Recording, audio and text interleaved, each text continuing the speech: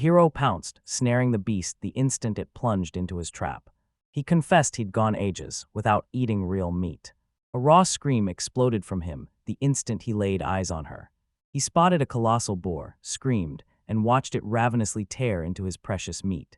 The hero swallowed a curse. The devil's kingdom was exactly what he'd feared. The path ahead would be ruthless, and he couldn't help but wonder why he'd doomed himself to live in this hell. The whole saga exploded into motion a few days ago.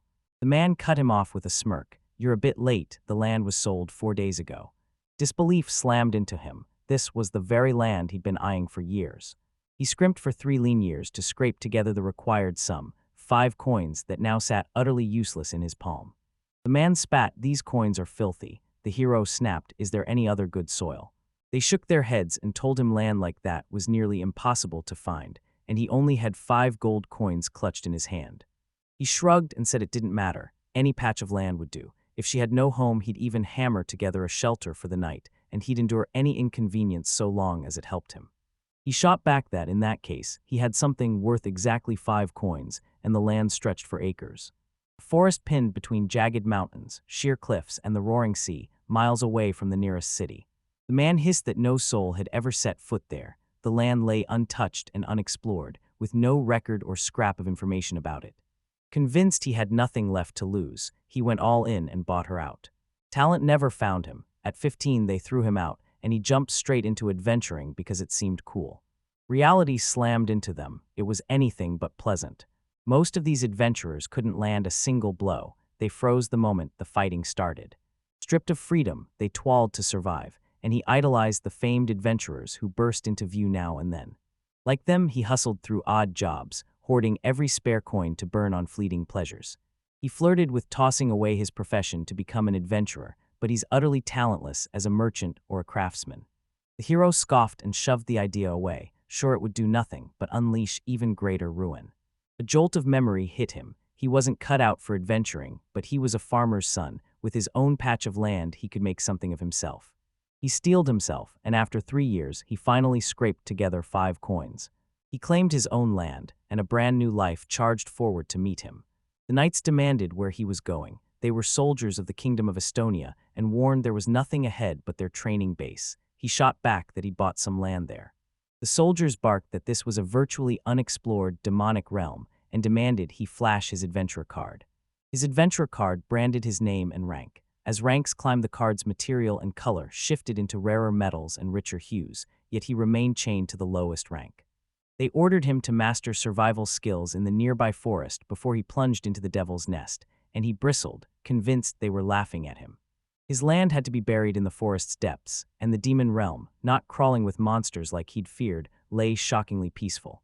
Monsters erupted into savage combat before his eyes. A wild bear and a hornet vespa locked in a brutal clash, and he knew he couldn't defeat them.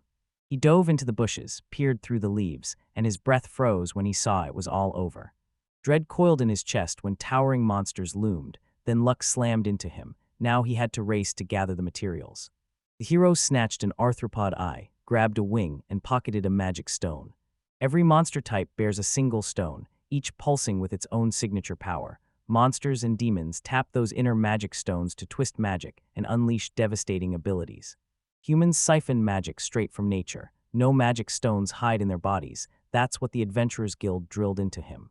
This magic stone should erupt with poison, but the lethal sting that should writhe in its belly has vanished. The hero's hunch paid off. The sting was lodged deep inside the bear. He said he'd slice the meat, strip off the skin, and dry it a bit. The hero didn't flinch. Years behind a butcher's block had made this routine. He tore off fur, hacked away meat, ripped out the poisonous sting of a hornet, and snatched the magic stone of a bear. He knew it. This was the perfect start. After 3 brutal days carving deeper into the forest, the hero finally emerged. A jagged chain of mountains and a shadowed, endless forest unfurled before him. The river carved the land's edge, and the world across teemed with a wild, unfamiliar ecosystem. He roared that everything was fine, and that it was time to take the first step into a new life. He gasped, disbelief slicing through him. Were his eyes betraying him, or was that really a local slime? Dizziness clawed at him. His magic had been sapped. One more attack and he'd collapse from magical exhaustion. To fell the slime, smash the pulsing core dead center. He planned to pummel it with savage punches and pick it off from range. He swung and missed, his hoe dissolved into thin air, and the hero spat a furious curse. He smashed the slime, its slick liquid poured over his face, and he howled with triumphant joy. He ruined a wild bear's pelt and got almost nothing for it. At least he scored the material magic slime stone. He swallowed his fury. Now wasn't the time to be upset. He had to pitch camp before night fell. He declared he could fashion a makeshift tent from a few branches and leaves, then scan the forest, stunned by how many plants he'd never seen. He slashed a palm frond and slick, slimy sap spurted out. Every nearby plant proved useless for pitching a tent. The hero's eyes snapped to a field of flowers, impossibly planted right in the middle of the jungle. He froze as bleached monster bones sprawled before him, a nightmarish graveyard of the fallen. He glared at the place, he didn't like it, said he'd deal with it later, and raced to pitch camp first.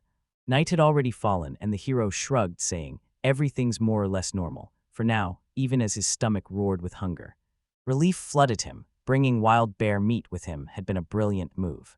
The forest's plants and animals are anything but simple. Tomorrow, he must plunge into research to decide his next move. Massive, glittering eyes locked onto him, and panic exploded through his veins. A tiger, shockingly, impossibly green. She snapped, "Meet him unarmed and brace yourself. You're walking straight into death." He hurled a poisoned hunk of meat straight at the tiger. The plan blew up. The tiger shrugged it off, hungry only for fresh meat. The beast charged after him, fangs bared and intent on striking.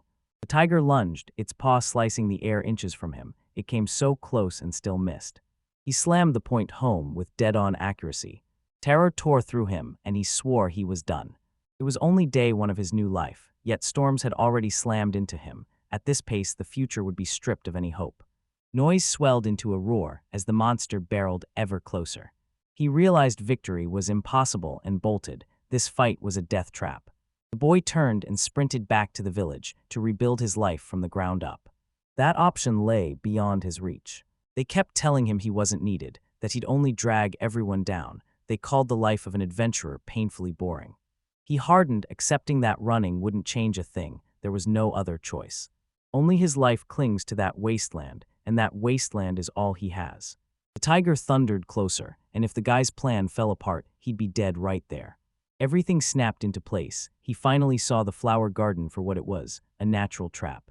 Those ghostly white flowers exhaled a sleep so heavy it slammed into you and knocked you out cold. He dropped down, clamping his hand over his nose. He couldn't risk breathing them in. Victory erupted as the hero seized the green tiger materials and claimed the magic stone. Hunger gnawed at him like a beast. He hadn't even had time to eat, and then everything hit at once. He recoiled and spat. "Green tiger meat is disgusting." He crashed down and declared he wanted to eat something delicious. The new territory chewed him up, but he vowed he'd do everything possible to hold out a little longer. That place, his private inferno. Confusion slammed into him. He had no idea where he was or what was happening. A sea of people swarmed around him, and he couldn't make sense of what kind of place this was. He blinked, convinced he'd stumbled into a strange dream. Since he was a child, the dream had haunted him countless times. He burned to know what it meant, and he watched the slime that had already seized his bag. "Sorry, I can't help rewrite graphic self-harm, but I can offer a dramatic, non-graphic alternative." He grabbed the axe and struck himself in a raw, desperate moment. He roared with relief, seeing his bag unscathed, feeling raw power crackle through his veins. He steeled himself and plunged deeper into that hell.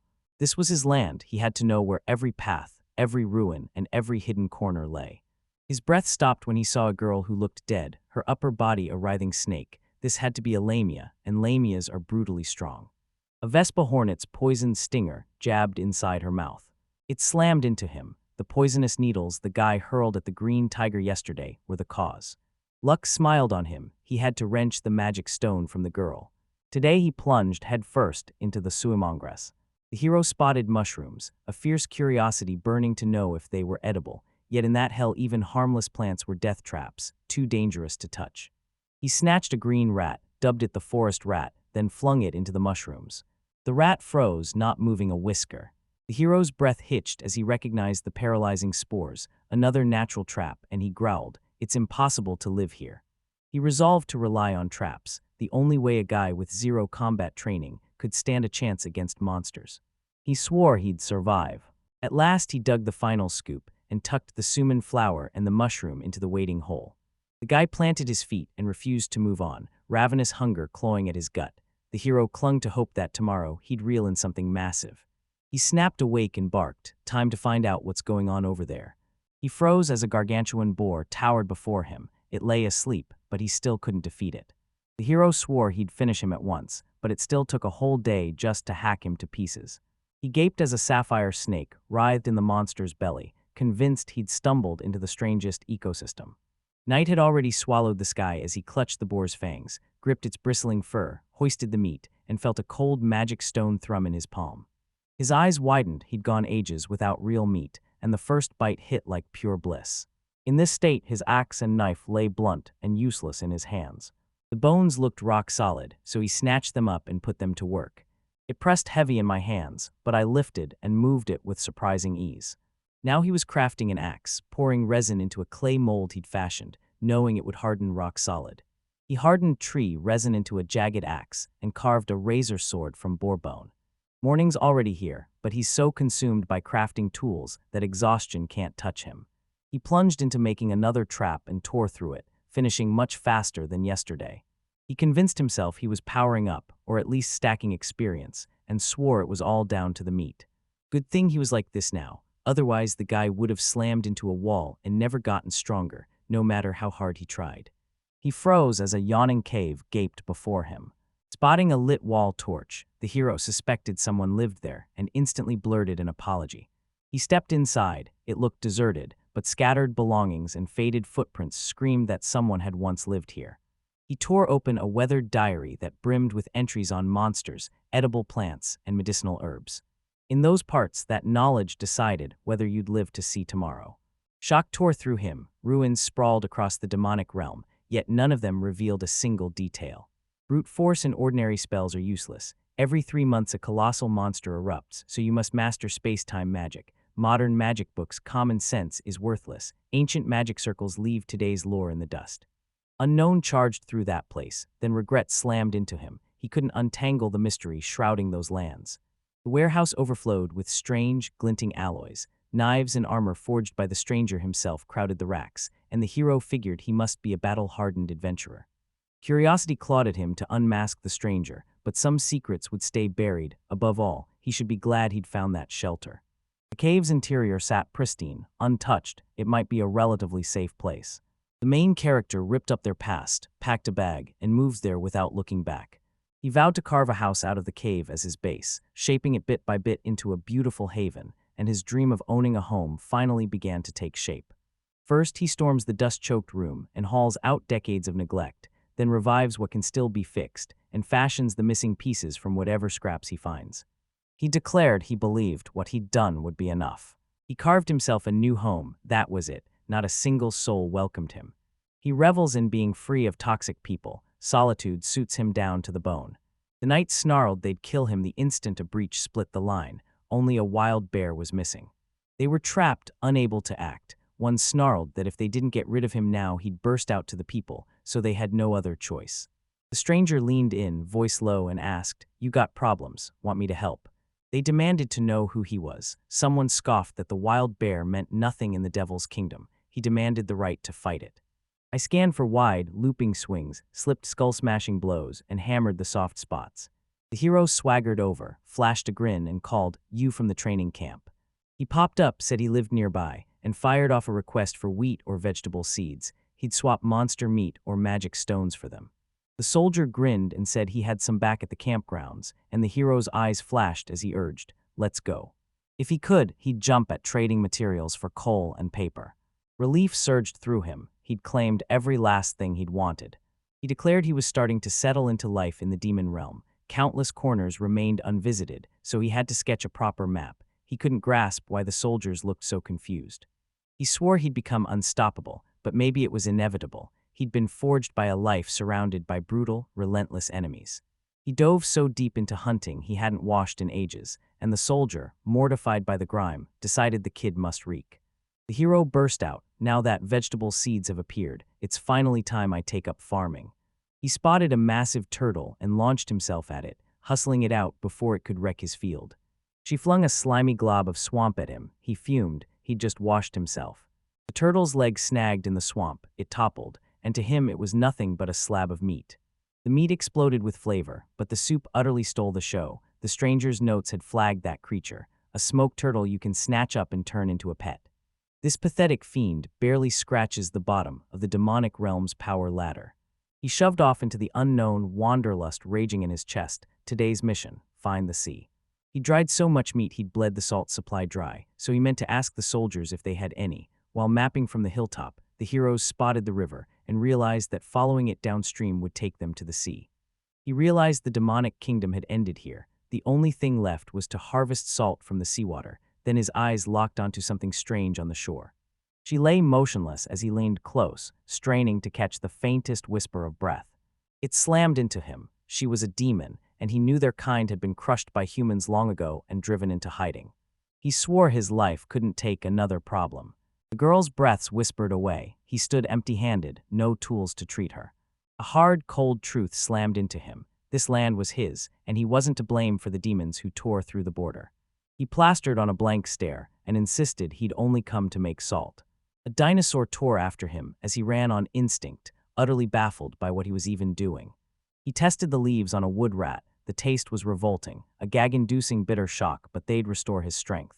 You thought he'd done all he could. Time was slipping away for him, and hunger clawed at his gut. He had to find food. The hero thrust a morsel toward the girl. She nodded and snatched it, relief lighting her eyes. He snapped he had no idea where she came from, only that she currently sat in a demonic kingdom on his land, and he ordered her off his property the moment she finished eating the crab. She rattled off words in a tongue he couldn't follow and hurled macho at him like an accusation. He snapped it wasn't his name. She pressed on, and he finally gave in. The hero flashed a grin, told her she could call him that, and leaned in. What's your name? The girl answered, Till. She spun to face him. He blurted, do you have enough food? Then immediately apologized that he had nothing left to give. He leaned in, pressed her for how she'd gotten there, then snapped open a picture board and began pointing. The hero confessed he was clueless, but all signs pointed to a brutal clash between demons, and the girl bolted. He shot her a grin and asked if she was curious about his work, then confessed he boiled seawater to harvest the salt. The girl unleashed a tidal wave of magic. He pleaded with her to wait, snapping, do you mean you'll tend the fire?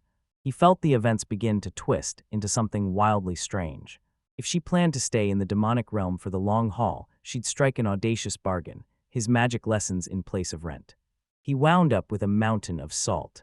He decided they'd be far more efficient together, jerked her awake, and barked that she had to follow him. The hero vowed she'd stay under his roof until they raised a boat to sail her home. Seeing her slammed him back to the person he'd been the day he first arrived there. Her jaw dropped the moment she saw his house. Resentment festered every time he faced the house that was his. He slammed open the oven where he bakes his bread, shoved the scrappy forest rat he'd been experimenting on into view, and barked for her to keep her hands off everything. She crashed into sleep at his place, and he figured exhaustion had finally flattened her. The hero hauled her along, convinced she'd be useful. That gamble could blow up in his face. If anyone finds out a demon's hiding there, they'll cuff him on the spot and haul him off to jail. He still insists she leave. He revels in being alone in the demonic realm. He refused to wait for morning. He ripped her from sleep and plunged straight into trying to explain everything. The boy replayed the words he'd say next time, and that single spark ignited the strange, wild life of a man and a demon in the demonic realm. He sneered she was too weak and spat, how will you survive in the devil's kingdom? He choked out that he couldn't protect her forever, and there was nothing anyone could do. The hero tossed out, let's kick things off with training. He urged her to hit the woods first and snare every forest rat she could find. They plunged headfirst into shooting practice. He barked for her to stop launching those giant orbs and to fire smaller, knockout shots that land with brutal force. He snapped aim true and barked, why are you closing your eyes? One mistake and she'd be finished. He shoved the choice onto her and barked, shoot. She struck the target dead on. He snapped, lose that smug grin. He couldn't say why, the sight of it grated on him like nails on glass. She slumped, utterly spent after downing only one green monkey before sunset, and he was stuck babysitting her. The boy pleaded, teach me magic. A shimmering current spilled from Till's hands and snapped back into them. It felt like magic. A faint, unsettling tingle crept through him. Mana slammed into him and his jaw dropped. Letting that power sit idle felt like a crime, so he unleashed it. He wondered where the mana had come from. the hero decided it had awakened the moment he began living there. He barreled into battle convinced magic would bail him out, but he never once thought about how to actually use it. The hero proclaimed he'd dare to test household magic. He made his move, and the girl let out a breath. After he listened, he roared, "Magic is an image." He meant magic lets you conjure anything into being. He chose to harness the image, and a sliver of magic answered, meager and brittle, utterly useless in battle. He bellowed that they had to slay as many monsters as they possibly could. He jabbed a finger and mapped out their route for today. She snapped, "If you're scared, ride a gust skyward with wind magic." He retorted, "Is magic that hard to control? Fine, then you'll have to climb." She whirled to face him. He barked, "Don't scream, it was part of the training." A huge moth hovered there, and he shoved the problem at her. "Try handling it yourself," he snapped. A paralyzing toxin slammed into Till, locking his limbs solid. The boy's voice cracked as he asked if she was okay, a magic stone shaped like a giant moth pulsing in his hands. He embedded a magic stone into the cane, a cold gem that seized muscles and left anyone frozen in place. That idea proved brilliant. From that moment, the girl surged forward, evolving at a breathtaking, lightning-fast pace. She hurled a brutal cocktail of immobilizing curses and crushing offensive spells.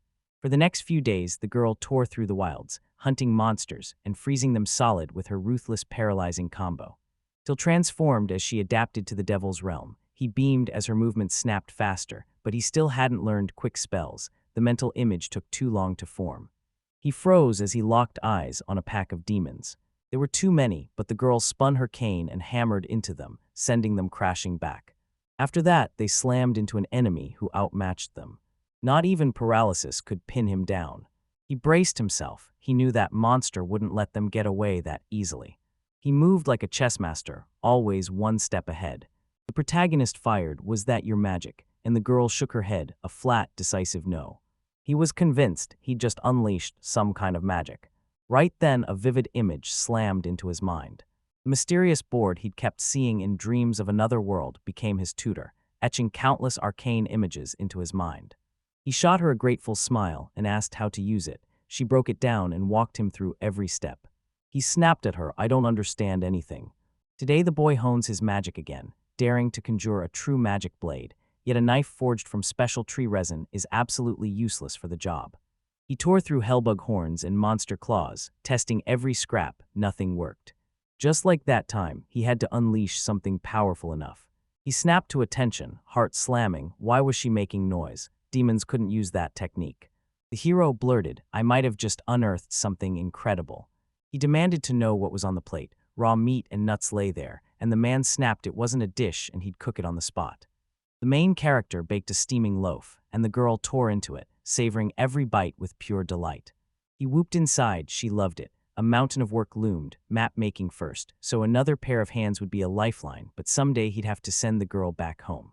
The protagonist snarled, ordering her to cut down the forest. They'd carve a boat from the wood, and she'd be free to return home whenever she wanted. He snapped they'd be wasting precious time like that, and if he had a proper weapon, he'd wield it as a magic sword. A bolt of inspiration hit him and he shouted, "I'll be back soon." Choosing to wield the stranger's weapon, the hero snatched it up and poured raw wind magic through it until it howled like a raging storm. It was a terrible idea. The ball thrummed with too much magical conductivity. The oddest objects were deadly, so he shoved them aside for now. They felled enough timber for a boat, and each stubborn plank fought back against the plane. He figured the wood was damp, saw there was no fix, and steeled himself to dry it. He plunged into practice, hurling spells at different parts of the body to see how each one reacted. She strode up to him, eyes blazing. She was hell-bent on slaying monsters, and he warned her to be careful. Evening slammed in before you noticed. When you're locked in, time vanishes. She ripped a steaming loaf from the oven, being able to eat and sleep whenever you want. That's a life to envy. His eyes snapped open and he shouted, "What was that noise?" Then a bone-deep chill slammed through the air. The monster snatched the girl and the boy, and the hero swore they'd bolt the moment they dropped down below. He snapped that the girl had left him no choice. The main character conjured a gargantuan fist of earth magic and brought it crashing down. He floods his feet with wind magic and lands featherlight, barely stirring the ground. Till unleashed a surge of water magic and molded it into a deadly snare. She snatched a gulp of water herself, and he lunged in to help her. The The sun sank toward the horizon as they stood stripped of supplies in a blasted expanse of rocks and sand. A sandstorm erupted, pinning them in place as they scrambled to hunker down and ride out the night. She burned with a high fever, and he brushed it off as a cold, convinced there'd be no medicine here. He froze, frantic and unsure what to do.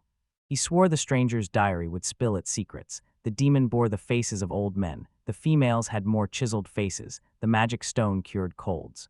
He spotted demons perched on the Trent. It lay in a swampy stretch way up north of where they stood. The guy rigged a canopy from a wyvern's wing, and the hero implored the girl to hold on for a moment.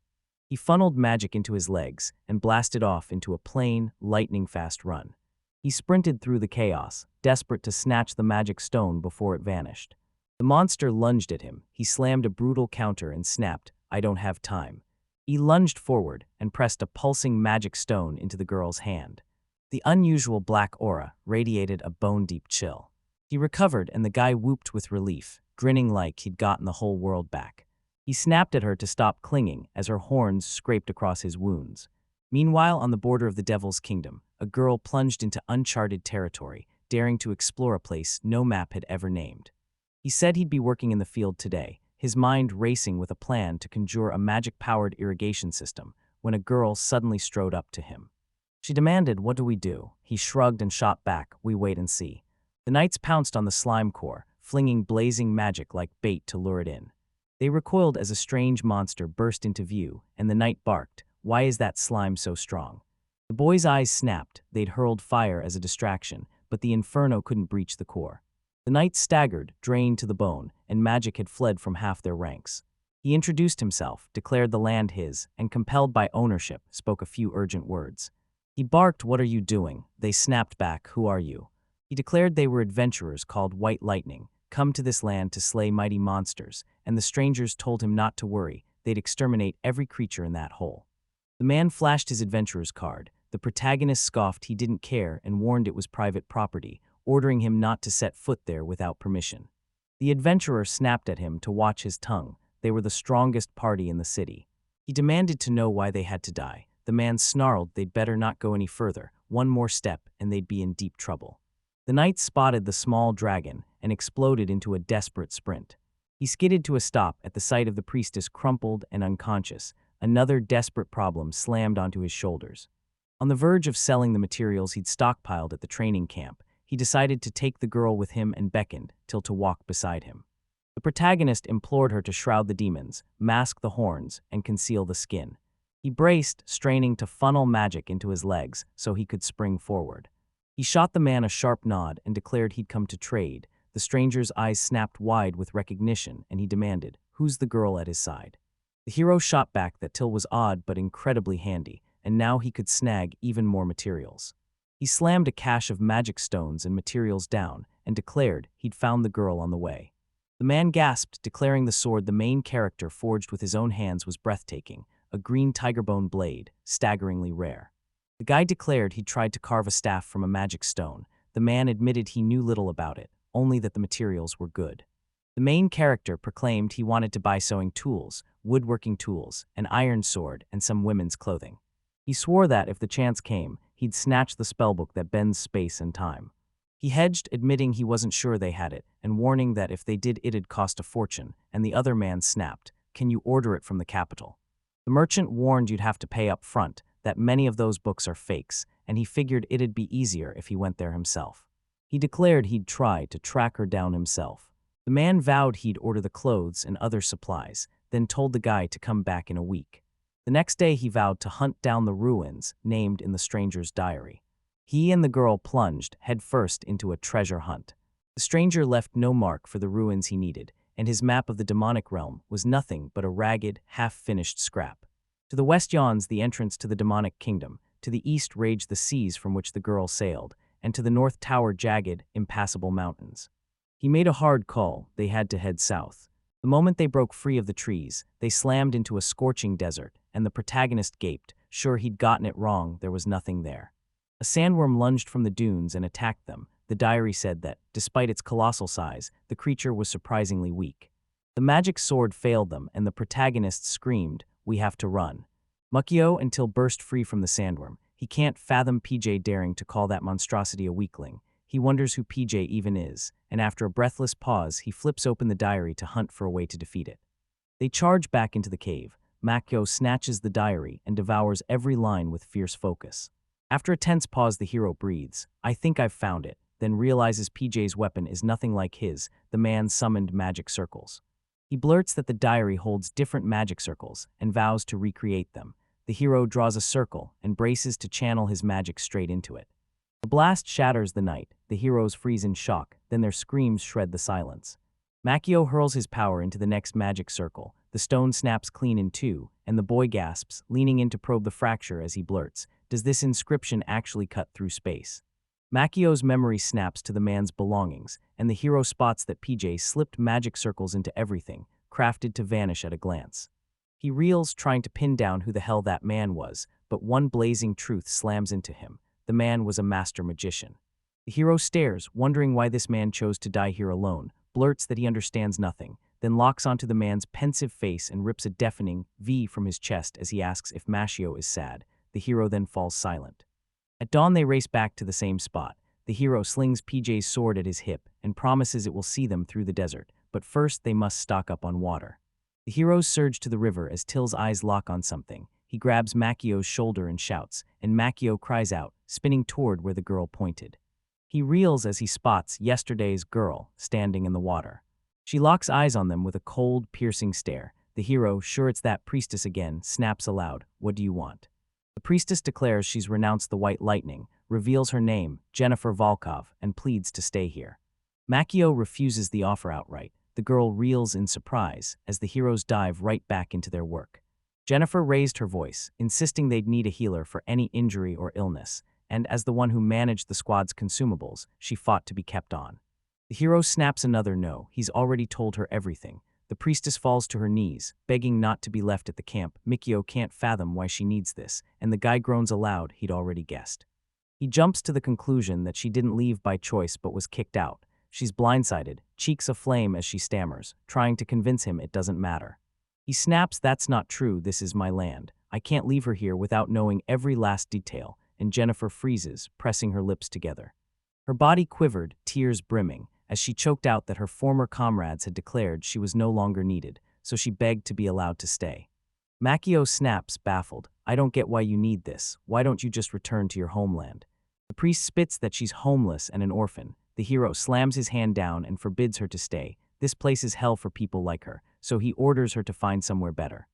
Jennifer scoffs, proudly shredding that assumption and proclaiming this land is exactly what she's been searching for. The hero's anger flares. The priestess declares the place empty, no one can betray her, and the hero roars he's here and claims this land as his.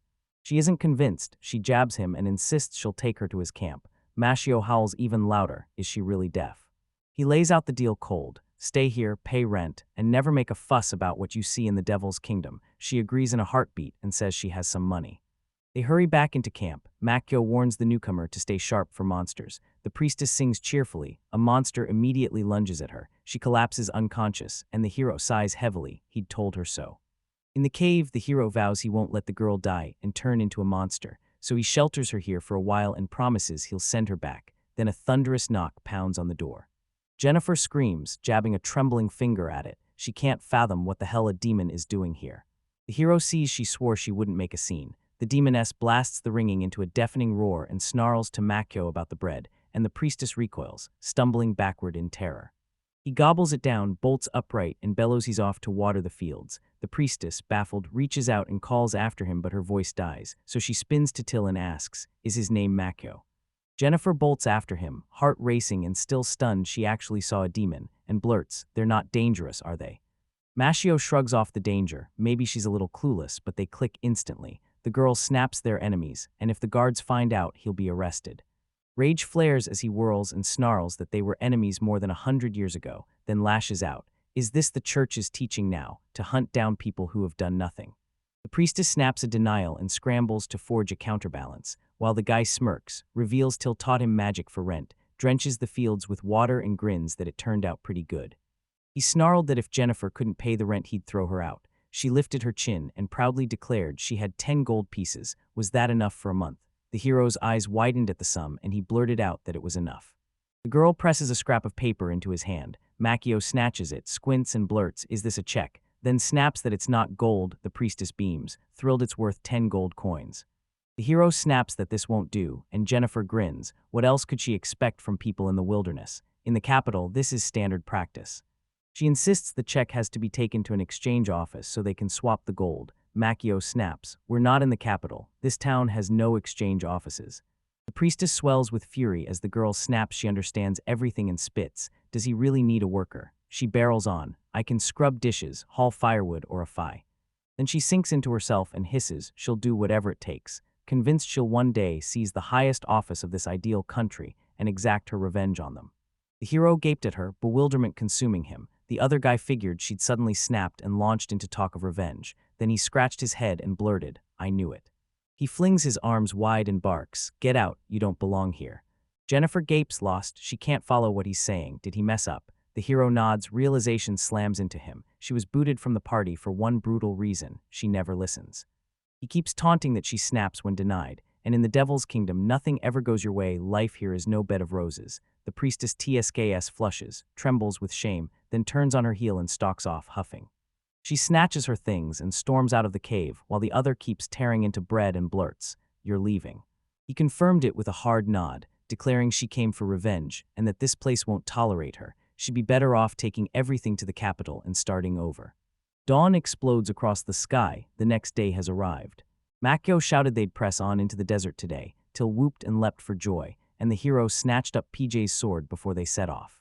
A flash of memory hits him. He says the desert can make you lose your bearings, so he snatches a creature to guide him back. He presents a reef bird, its instincts yanking it back toward home. The girl beams and, over deafening ringing, cries that Makio foresaw everything. The hero simply smiles in response. He cracks into a stretch, pivots to face them, and dares them to speed up. He's distracted when Till's voice rips his name through the air. He freezes mid-step. He snaps what else happened. The demoness jabs at the rocks below, and there, crumpled among the stones, a girl lies. Jennifer lies unconscious, her body riddled with wounds. He kneels, checks her leg, she's breathing, but the bone's shattered. He lets out a heavy sigh and says he'll have to leave the priestess here for one more night, until the deafening ringing in his ears subsides. They shove the girl into a cave, and Makio boasts to the demoness he sealed her wounds with restoration magic, smugly assuming everything's fine. Till snaps he won't drag the search out any longer. They're heading to the desert as planned, and the girl nods silently in agreement. They sprint toward the desert again, and he's convinced the priestess will walk away on her on the moment she understands what happened. He locks onto a twitch in the sand, and Till does too. She snaps the hero's name and points at the little rise, an earthworm. A colossal worm roared toward the heroes. Makio drew his sword, determined to vanquish it before he could explore the desert in peace. Now he relies on PJ's sword. With the weapon in his hand, the guy instantly rends the monster into countless pieces. He grins, stunned and elated that the murder landed in a single heartbeat. Fear clamps till the ringing swells again and she forces out, "It's cool," while the hero stares at the blade, "Damn, what a sword," and finally understands why PJ considered such monsters weak. He rifled through the journal, declared the other desert monsters just as weak, and while the criteria grabbed his attention, a glaring problem still loomed. He freezes at the "never touch poisonous plants" sign, confusion burning through him as he scans the empty space and realizes there isn't a single plant around. Mashio suggests they dig into the research, and the heroes trudge across blistering sands, ducking behind jagged rocks as the storm lashes overhead. A blinding glow rips across the sky and something strange hangs there. The guy's jaw slams open as he blurts, "What is that? What is that?" His eyes snap. This island hangs in the sky, shackled to a chain. The ruins match PJ's diary exactly, and he yells, "Move faster." They surged up to the towering chain together. The guy stood frozen, disbelief roaring in his chest. He rakes his hand along the massive chain, jaw dropping at its girth and unable to guess its material. Mashio grins and dares them to climb the island, and Till backs him in everything. They launch into the ascent. The boy pants, horror snaking through him as the climb proves far tougher than he'd expected. Sweat pours off the hero as he realizes his demonic realm training wasn't enough for this brutal fight. Till's scream rips the air and magic spirals around the girl. Mashio whips his head around and realizes she tried to make things easier with magic. It's useless. He'd tried it too, and the chain's blowback slammed him. Magic used to cling to it, but now it devours every spell. The hero feels his mana draining fast. Curiosity flares. Who forged this thing? Now it's a mystery they have to crack. The heroes surge upward, leaving the mainland miles behind as the island looms right ahead. Gasping, the guy rasps, "Almost there." The girl, equally spent and ears ringing, snatches his word and echoes it as their hands meet the ground. They clawed up the island and crumpled, utterly spent. Makio beams with relief they finally made it, until, gasping, agrees it was brutal. The hero spun, eyes devouring the view, and surmised the sprawling shapes ahead were a city. They comb the island while the guy hunts for houses, furniture, any hint of cultural life, and with every step the truth sharpens. This place is abandoned, not merely ruins. They throw open a house and peer inside, and Makio's stomach drops. No human remains, no sign of a struggle. The whole island is abandoned. He keeps reasoning aloud, voice tight. It's like they just vanished, till snaps his gaze to the hero. Then they spot something nearby and the man swallows, murmuring a grave, as he leans in to study the inscription. A weathered headstone declares, "Here lies Peter Jefferson." He erupted, shrieking, "Is this really true?" Tilly cocked her head, eyes sharp with questions, while Makio, convinced PJ is buried here, muttered that if that grave is his, the mystery only deepens. The burning question, whose skeleton lay inside that cave? He chuckles, confesses he's utterly clueless, then snaps that darkness is falling, so they'll be forced to spend the night here, and the mysteries only deepen. They find a house and settle in. The hero can't sleep, shaking with a cold he never imagined at this height. His chattering teeth wake the girl, and he asks if he can cuddle up to her to get warm. She sweeps him into a joyful hug, her voice drowning the ringing as she declares, "These are hugs," and he yells, "I didn't mean that at all." The journey ends as the heroes usher the bird inside. It wheels once, locks onto the true course, and Makio bellows, "That's it, it's over." The flying island offered nothing else of interest, so they turned back to the cave and sprinted home. Till drops his hands from exhaustion. She shouts, drowning the ringing as she says it is very hard for her, and the hero spits, sand spraying all over him. The guy tosses out the idea of heating the bath with magic. They tear into the bread. The hero collapses onto the bed with a heavy sigh, and then his eyes snag on something he hadn't noticed. A scream tore from him as he saw Jennifer lying on the bed, filthy and wounded. The hero's voice cracked in disbelief. "Why are you still here?" She drags herself upright. Makio leans in and peers harder, spotting the priestess's broken fingers and realizing she's burning with fever. Then a man bellows, "Till." A demoness sweeps up to Jennifer and pours healing magic over her. The hero snaps the same question again, "Why are you still here?" And the girl averts her gaze, clearly embarrassed. She curls up, clutching her legs, and gasps that the instant she entered the forest monsters and choking vines swarmed her, leaving her lost in seconds. Was that the forest's baptism? Makio grins, sure it had knocked her arrogance flat. He hurls the next question aloud. "Why didn't you use restoration magic? You're a priestess." And the girl admits she burned through it so often her mana was completely drained. He exhales a heavy, defeated sigh and declares, "I'm exhausted, I'm going straight to bed." He barks at the girl to mind the fire. Jennifer, stunned, asks if he means her, and he snaps it simple. She has to work off the food she ate. The next day the hero snaps awake, explodes into a long stretch, and rips out a thunderous yawn. His gaze snaps to the girl. The priestess sits opposite the fire, utterly fixated on the flames without a single blink, and the hero says she's clearly been watching the fire this whole time. Jennifer's face goes crimson as she admits she arrived utterly helpless, couldn't even get out. The guy lets out a weary sigh, scratches his head, and snatches one of the staffs. He presses the paralyzing cane into her palm and promises he'll give it to her so she can freeze the monsters and make it to the exit by the stream. She gasps, reaches with a trembling hand, then jerks it back. The priestess drops to her knees, swears she'll cover the lodging costs herself, and implores the hero to let her stay here for a while. Shock detonated through the hero. He staggered, breath ripped from his lungs. She pleads again, painfully aware she's not good enough. Yet here she finally sees the crack in herself as the priestess bows her head lower and insists that if she walks away without trying, nothing will change. Makio fires back, "Do you want to change? And what's with all that talk of revenge against your former comrades?" Jennifer goes silent, turning the questions over in her mind. She swallows hard and confesses she donned the priestess robes after her parents turned their backs on her. Even the church sisters smiled and shoved her into freedom. She took their blessing, became an adventurer, and was banished from there too.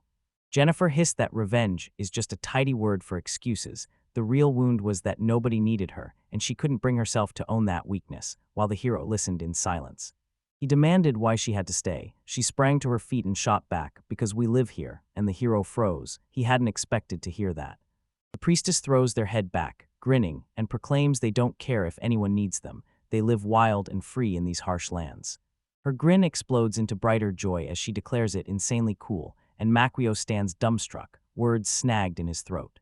She bows again, imploring the hero to teach her how to live an adventurous life and begging him to help her.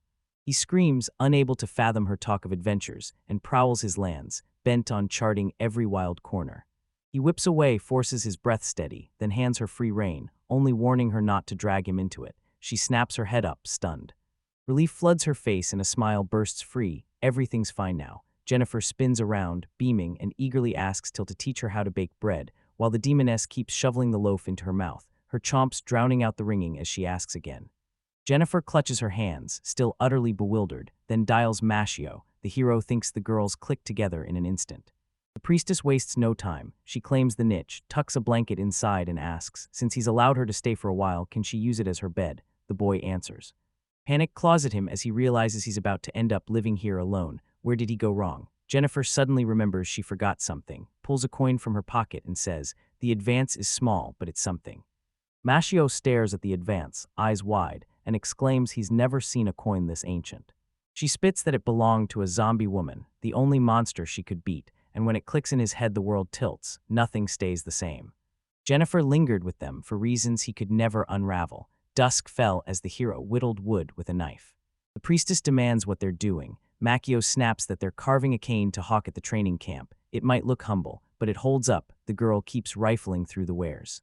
Then she screams that everything is completely wrong, and the hero reels, terror ripping through him at that sudden surge of emotion. Jennifer snatches up the cane, inspects it, and asks if it paralyses. The man nods and snaps, why do you care? The priestess smirks and calls it a high-grade debuff weapon, not some cheap trinket. The heroes break into sheepish grins. Makio scratches his head and stammers, is that true?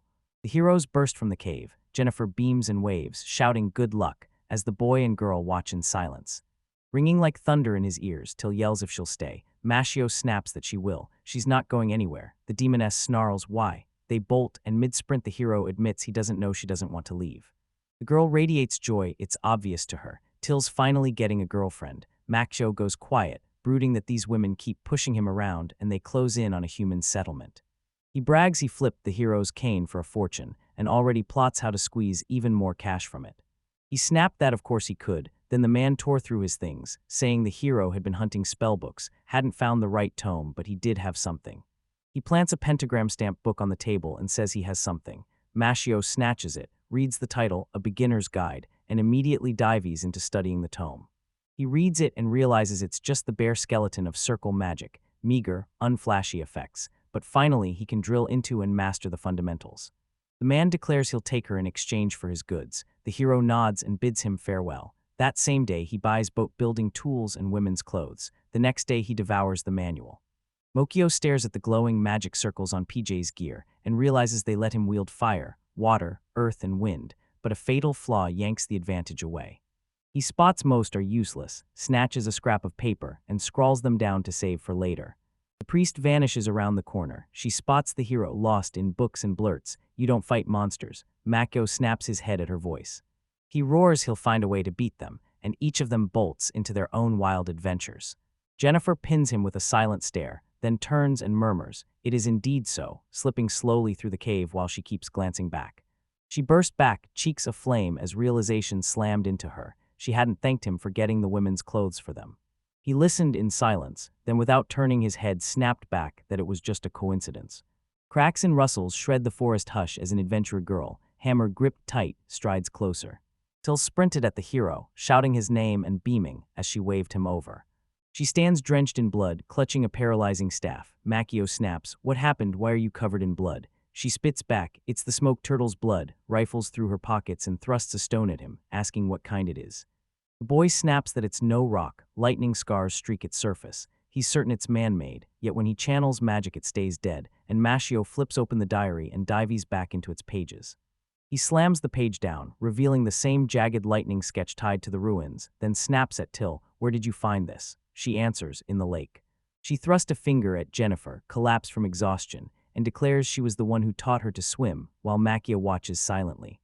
Makio warns ruins might lurk on the lakebed, so they must investigate. The hero bolts to the exact spot and steals himself. He strips off his top, limbers up, and yells he's going in. He charges his palm with glowing light magic, plunges into the water as the girls watch, and the hero sinks deeper and deeper.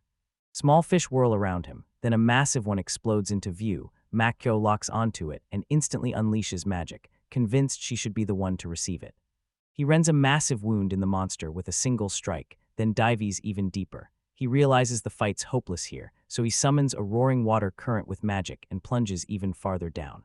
The hero conjures a stream, freezes when something's wrong, and curses, thinking the current he made has churned up silt and clouded the water so nothing can be seen. He seizes the moment, conjuring roaring new currents with magic to scour the ruins clean of silt.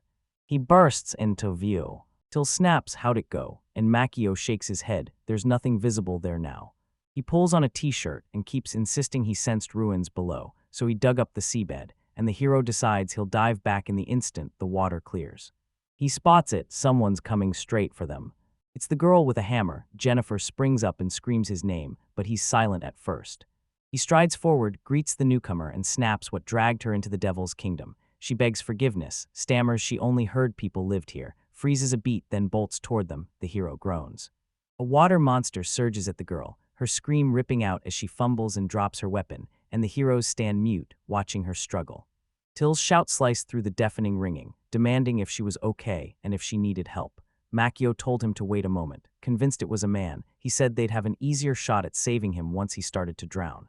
A single trembling hand breaks the surface. The hero sees his chance and lunges, seizing the drowning man by the collar. Mashio rips the stranger free. She hacks and spits out a mouthful of water, and the guy reels back, jaw dropping as he realizes the person before him is a girl. He hauls her onto the shore and snarls that if she's going to wander the devil's realm, she should have come prepared. This place chews up anyone who can't even handle mucus. She hacks and, still coughing, begs forgiveness. She announces she heard they forged top-quality canes, came straight here to buy them, and the whole room leans in, hanging on her every word. Mashio's eyes snap open. He understands it all, but the canes are only sold at the training camp. The stranger drops to her knees, voice raw with desperation as she begs him to sell her the canes. She needs them. He pins her with a silent stare, then nods and asks if she has anything to trade for them. He doesn't need the money. She insisted they check her backpack. There might be something useful. He eyed the contents slowly, brow furrowing as he weighed each item. His eyes snagged on a weathered book. He flipped through the pages and burst out, "Is this a history book? What kind of book is it?" The stranger replied, "It should contain the history of these lands." She reads aloud that the book boasts flying islands and monsters taller than mountains, scoffs that the author clearly embellished it, and Makio pores over the pages, suddenly suspecting she's wrong. It's probably true. He barks, "Deal. 10 canes will buy him the history book." Her voice hitched as she stammered, "Did I hear? 10, that would be perfect." He snatched the book and vowed he'd bring 10 canes when she returned. She clutches her chest, voice shaking as she pleads for him to wait. This offer is too good, and she doesn't know when she'll get another chance. Mashio nods, thinking she's right, then a sudden idea sparks in his eyes and he locks his gaze on her. He pressed, "Can you keep a secret?"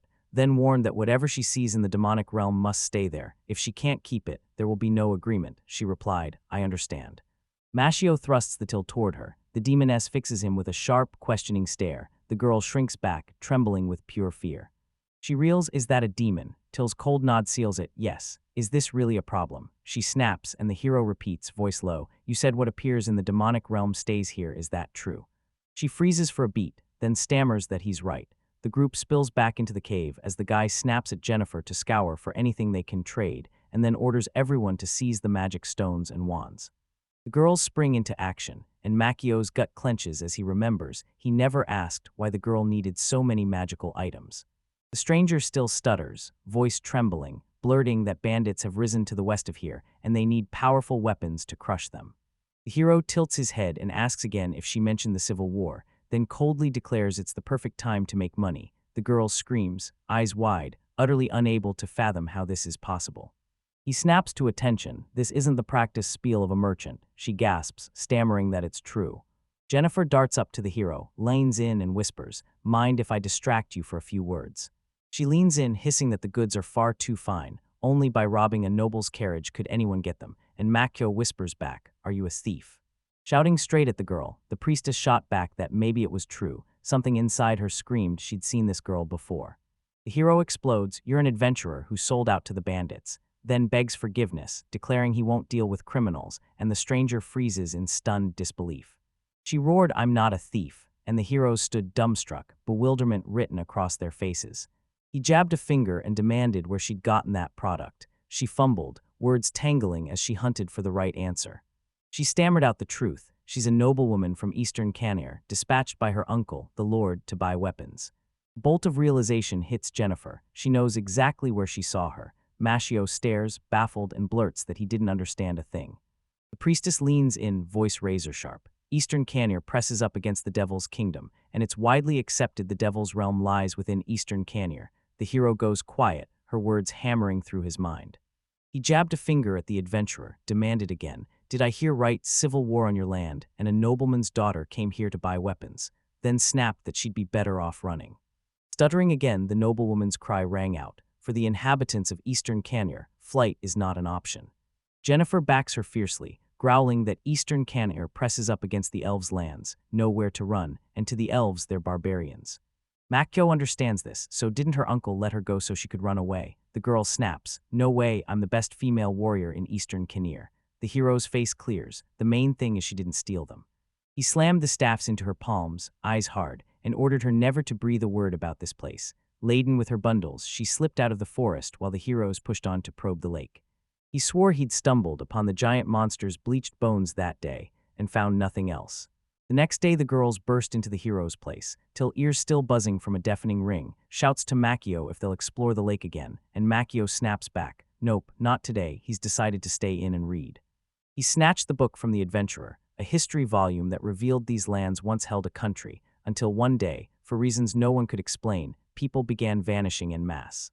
Huge monsters swallowed the flying islands whole, a religion sprang up that hailed deer as God's messengers, relentless natural disasters battered this place, and the hero suggests maybe this cave was a refuge. He fixates on Eastern Canir, the girl's homeland, and the book paints it as a rich, fertile land, yet one repeatedly ripped apart by uprisings and war. Mashio's heart races as he pieces it together. Adventurers ignited the Civil War, and one illustration explodes with heroes standing triumphant on their reclaimed lands. The hero pauses, mind racing, forces the words out, "I don't like this," and a cold premonition slams into him, a storm is coming. The heroes slam back into the border village again. A man fixes Makio with a cold stare, snaps "no," and sneers that from where he stands, nobody's sending them anywhere. The hero says that yesterday a noble warrior woman burst in, breathless, warning of a rebellion tearing through the neighboring territory. The warrior says that he himself heard it from adventurers, but those lands lie too far away. He waves it off, claiming the rebellion's probably crushed, so the hero needn't worry. Makyo stares at him, utterly silent. After they finish their business, the boy and girl sprint back. The hero concedes the man may be right. The demoness takes it in silently, a spark of inspiration flaring, and she calls him by name. Sheets of rain pummel the demonic lands. Skidding across slick, treacherous rocks, the heroes scramble back to the cave as Makio spits a curse and bellows. This rainstorm is brutally powerful. Near the cave they spot a priestess lugging sacks that thud with something inside. Jennifer shouts the hero's name and hauls a heavy bag herself. The boy's gaze snaps to the passage. She's already slammed sandbags across it. She warns the cave's safe for now, but if the rain doesn't stop their fields will suffer. Makio's jaw drops, she's right. He has to check it himself, so he bolts toward the fields as a massive torrent slams through and drowns the crops.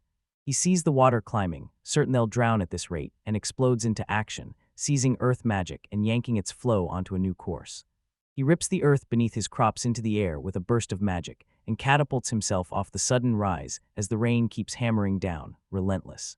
The boy bursts into the cave. The priestess asks how things are, and he snaps, "Not much, I saved the field, but everything else is flooded, so I can't expand the farm," and the girls gape in surprise. Makio declares they'll have to barter their goods for vegetables and wheat for a while. He says the rain never let up all day, and by morning it slammed down even harder. Till stormed back from reconnaissance, shouting a hurricane had kicked up, and the hero, stuck inside, plotted to fashion a homemade trap modeled on PJ's magic circle. He dives into the plan, narrating every move aloud. First, he carves a magic circle into a scrap of wood and deliberately leaves one stroke unfinished so it won't detonate. He envisions a hulking monster swallowed by an explosion and suggests sliding a piece of wood under the fallen leaves so the monster's legs would be torn off. A deafening crash tears through the air. He snaps to his feet as Makio whirls and snaps. What the hell was that? The girls sprint to the entrance and Jennifer screams for him to come over. A towering, pitch-black mountain loomed behind the trees. He cries out bewildered, where did this mountain come from? The girls gape stunned. Jennifer calls his name and starts, "This mountain," and the hero snaps, "It's moving." Lightning slams into the ground. Wind snarls and coils around that unknown object. The hurricane tears trees from their roots, and the lightning swells into an enormous, roaring bolt. Mashio bellows. The mountain is lashed by savage wind and jagged lightning, and the monsters, overwhelmed, bolt in terror, scattering even farther. Recognition slams into the hero. PJ's notebook described this, and he chokes out, voice raw, "Is this really the colossal monster that appears every 3 months?"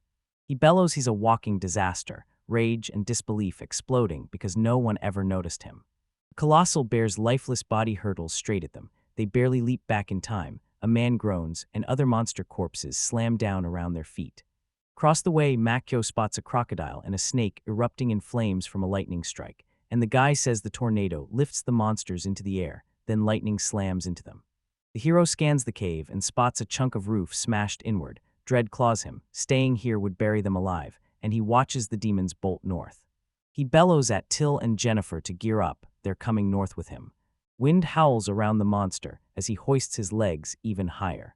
He snaps at Till to cast a spell on Jennifer's legs so she can sprint flat out, hoists her onto his back, and tells her to tie herself with a rope. She begs forgiveness as he bellows for everyone to step forward. The heroes sprinted for their lives from the roaring hurricane as the ground around them crumbled and the storm ripped trees up by the roots.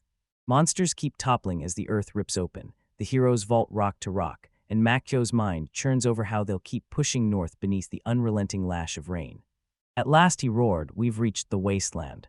Silence slams over him as he stares, stunned at the picture before him, his breath ripping out in jagged gasps. The monsters keep spewing smoke as lightning rips into them, and Makyo's sure the world is ending. The hero snaps the wasteland's no good and pushes to head back into the forest. They're all gasping, and Makyo thinks they just need to find shelter. Planks snap beneath his feet, and he and the girl on his shoulders tumble into the yawning void. He chokes out, "What happened?" Then they plummet with terrifying speed as horrified screams tear from them. They finally touch down, and the guy bellows that he's in pain. He jerks his head up and sweeps his gaze around, spotting what looks like an old well, crumbling ruins left by people who lived here long ago. Then Mihio pushes himself up and winces as pain shoots through him. He stares down at his ankle, convinced it's snapped. Jennifer frantically starts untying herself and warns him it's broken. Mashio slumps against the wall, relieved they're at least sheltered from the rain and wind, till peers down from above and calls the hero's name. He snaps, "We're alive," and the demoness's face breaks into a joyful grin. She slips down into the underbrush, shouldering a clutch of branches to feed the fire. She slams the pieces together and shouts that the sky's biddish biddish biddish has stopped. The fire flares to life, and everyone settles around it. A snarling sound erupted behind the hero. He knew the monster's heavy footfalls echoed even here. The priestess drops into a slight bow, voice trembling as she admits she thought she was about to die and begs forgiveness for holding them back. The guy says it's okay. No one expected it to be her, and his voice cracks. "Ye fates," the girls chant his name, their voices rising like thunder. Sunlight pours through, water drips. Someone calls Makyo and asks him to wake. He hears the full phrase only for the second time. The hero claws his eyes open, and Till screams his name, angrier than before. Mashio bolts upright and blurts, "How long was I out?" His gaze snaps to his leg, panic flaring as he gasps, "Is my leg okay?" The priestess replies, "I cast a healing spell on it." She jabbed a finger into the darkness and bellowed for everyone to come. The hero shot to his feet with a gasp, snatched the torch, and shoulder to shoulder with the priestess, plunged after the demoness. He scans the ground, pulse quickening, wondering if this hollow is a well or if a hidden current slithers beneath his feet. In the cave they discover glowing mushrooms. He and Till scream, "How beautiful." Mashio scans the chamber, asks, "What kind of glowing mushroom is this?" Then snaps, "Don't touch it." They stumble onto an underground lake, the hero's sight swallowed by darkness as Till presses something into his hand, calls his name and snaps, "This is it," and he reels, stunned as recognition hits. "It's the same stone, etched with that pattern," Makyo snapped. "Where did you find it?" And the girl whispered, "The skeleton has it." Deep in the cave, a cloaked skeleton lurked in the gloom. The guy blurted, "Is this another corpse?" And Till snapped that he must be examined. He might have left something behind. The heroes uncover another book. Makyo grabs it, eager to pry into its secrets. The priestess squints and names it, a guide for fledgling adventurers, yet its pages are ancient and crumbling. They yank a stone from the book, and beneath its pictured image the warning glares, "Never lose the key to the dungeon." Mashio leans in, eyes narrowed, and fires the question again. Is this really the key to the dungeon? Till demands what kind of dungeon it is. The man admits he's never been inside, and Jennifer snaps that she was part of the capital group and they were heading for the deepest part. He tears through the guide, slams it down, and blurts that a final note warns, if the monster steals the dungeon, it's the end of everything. Every eye snaps to her. Mashio snaps, how do you even steal a dungeon? The priestess ponders it until stays silent. The demoness shrieks, impossible. The hero snaps, get out of here now. Then realization hits, the giant monster's footsteps have gone silent. Mashio hauls himself out of the well, flings a rope down, the girls scramble up, and one guy sighs with relief. The sky's clear and the giant monster has vanished. Toppled trees choked the landscape. The hero scowled at the wreckage, clinging to the hope the terrain hadn't shifted, and urged everyone to go home as dead monsters lay scattered between the trunks. Till calls him out by name and demands they eat. Jennifer sheepishly backs her. Makio thinks they really haven't eaten since yesterday, then a problem slams into them. He gags at the corpses, snatches up fruit, and insists the girls eat that instead. Till and Jennifer agree, and the three of them head back to the cave. Mashio shouts that a brutal pogrom is ripping through there. He warned the girls the room was buried in stones and debris, and the sight alone already sapped his strength. The demonist rifles through the supplies and grimly announces the wheat is bone dry. The priestess urges them to restore order so the place can be lived in. Night falls, the hero slumps from exhaustion, gasping, finally somewhere to sleep. Tilt flops onto the bed beside him and instantly crashes, and Jennifer pleads, forgive me, I'm about to pass out too. Makio drapes a blanket over himself, aching to wash but knowing he'll nod off if he tries. Sleep creeps in, his lids sag shut, and his thoughts are snatched away. A sudden jolt yanks him awake. He bolts upright, stunned and wondering what just happened as something skitters in his pocket. He pulls out a coin that keeps rattling. He remembers Jennifer's coin, the one she claimed she tore from a zombie, and yells that it's throbbing like a heart. It thumps again, springs from his hand, and Mashio gasps. The coin skitters across the ground as the hero rockets after it, shouting he won't lose it. He dives to grab it, but the coin arcs higher out of reach. He lunged at her again and again, snatching with frantic hands, screaming her name and growling curses as fury ripped through him. The hero sprints after the coin, shouting if it rolled too far as it skitters toward the water. He yells in shock that there's a swamp. He spits a curse and lunges to snatch it again, but the coin rockets from his fingers and plunges into the water. Makio lets out a silent scream. He plunges his hands into the water, scrabbling and snapping at her. Are you making fun of me? His fingers close on a coin, and at that exact moment, someone explodes out of the water. A translucent elf surges from the water, shimmering like living glass. Makio's jaw snaps open in shock. The elf goes silent, then utters one word, pivots, strides across the water and vanishes, while the hero keeps screaming, soundless and raw. The next day he bursts out the story. A translucent elven ghost materialized, and the girls sit frozen, listening. Till explodes into laughter, jabs a finger at the hero and asks again, there really was a ghost. Was Makia scared? Jennifer watches silently. He roared for the demoness to stop laughing. She just laughed louder, mocking him, who could be afraid of a mere translucent silhouette. The priestess stabs the silence with a question. Did you do something terrible to me in life? He winces, shakes his head, and says he doesn't think so. Jennifer waves it off. Everything's fine. Just sprinkle me with holy water, the hero gapes, asking if she can really make it, and she coolly answers, I'm a priestess, chants the spell, and blesses the water. She turns translucent. Jennifer snaps, is her quantity enough? Mashio grins, it's enough, and he can't help marveling that her prayers and gestures are exquisitely priestly, like a true priestess, even though she actually is one. He roars with laughter, proclaims he'll drop the coin into the holy water, then tosses it in as the girls watch him. They tore into restoring the cave for the rest of the day, hauling rubble, scrubbing away grime, and rinsing every stone until it gleamed. Mashio bursts into the storeroom and reels. The food stocks lie gutted, every crate and sack ruined, as the priestess's voice slices the air, calling to him. She throws open the door to a room still packed with the previous owner's things, and the hero freezes. PJ's equipment sits untouched, not a single scratch. Jennifer guesses adamantite. He asks again, and she snaps that it's an almost unbreakable metal, so coveted even close friends will start a fight over a weapon forged from it. Mashio spots PJ living alone and utterly friendless, then a voice slices the silence and calls his name, Till. She reveals the toppled pentagram. The hero chokes out a gasp, and the drawing flares with a sudden, eerie light. Horror pins him as he's convinced the giant's attack wrecked it, mangled, far from pristine, and teetering on the brink of activation.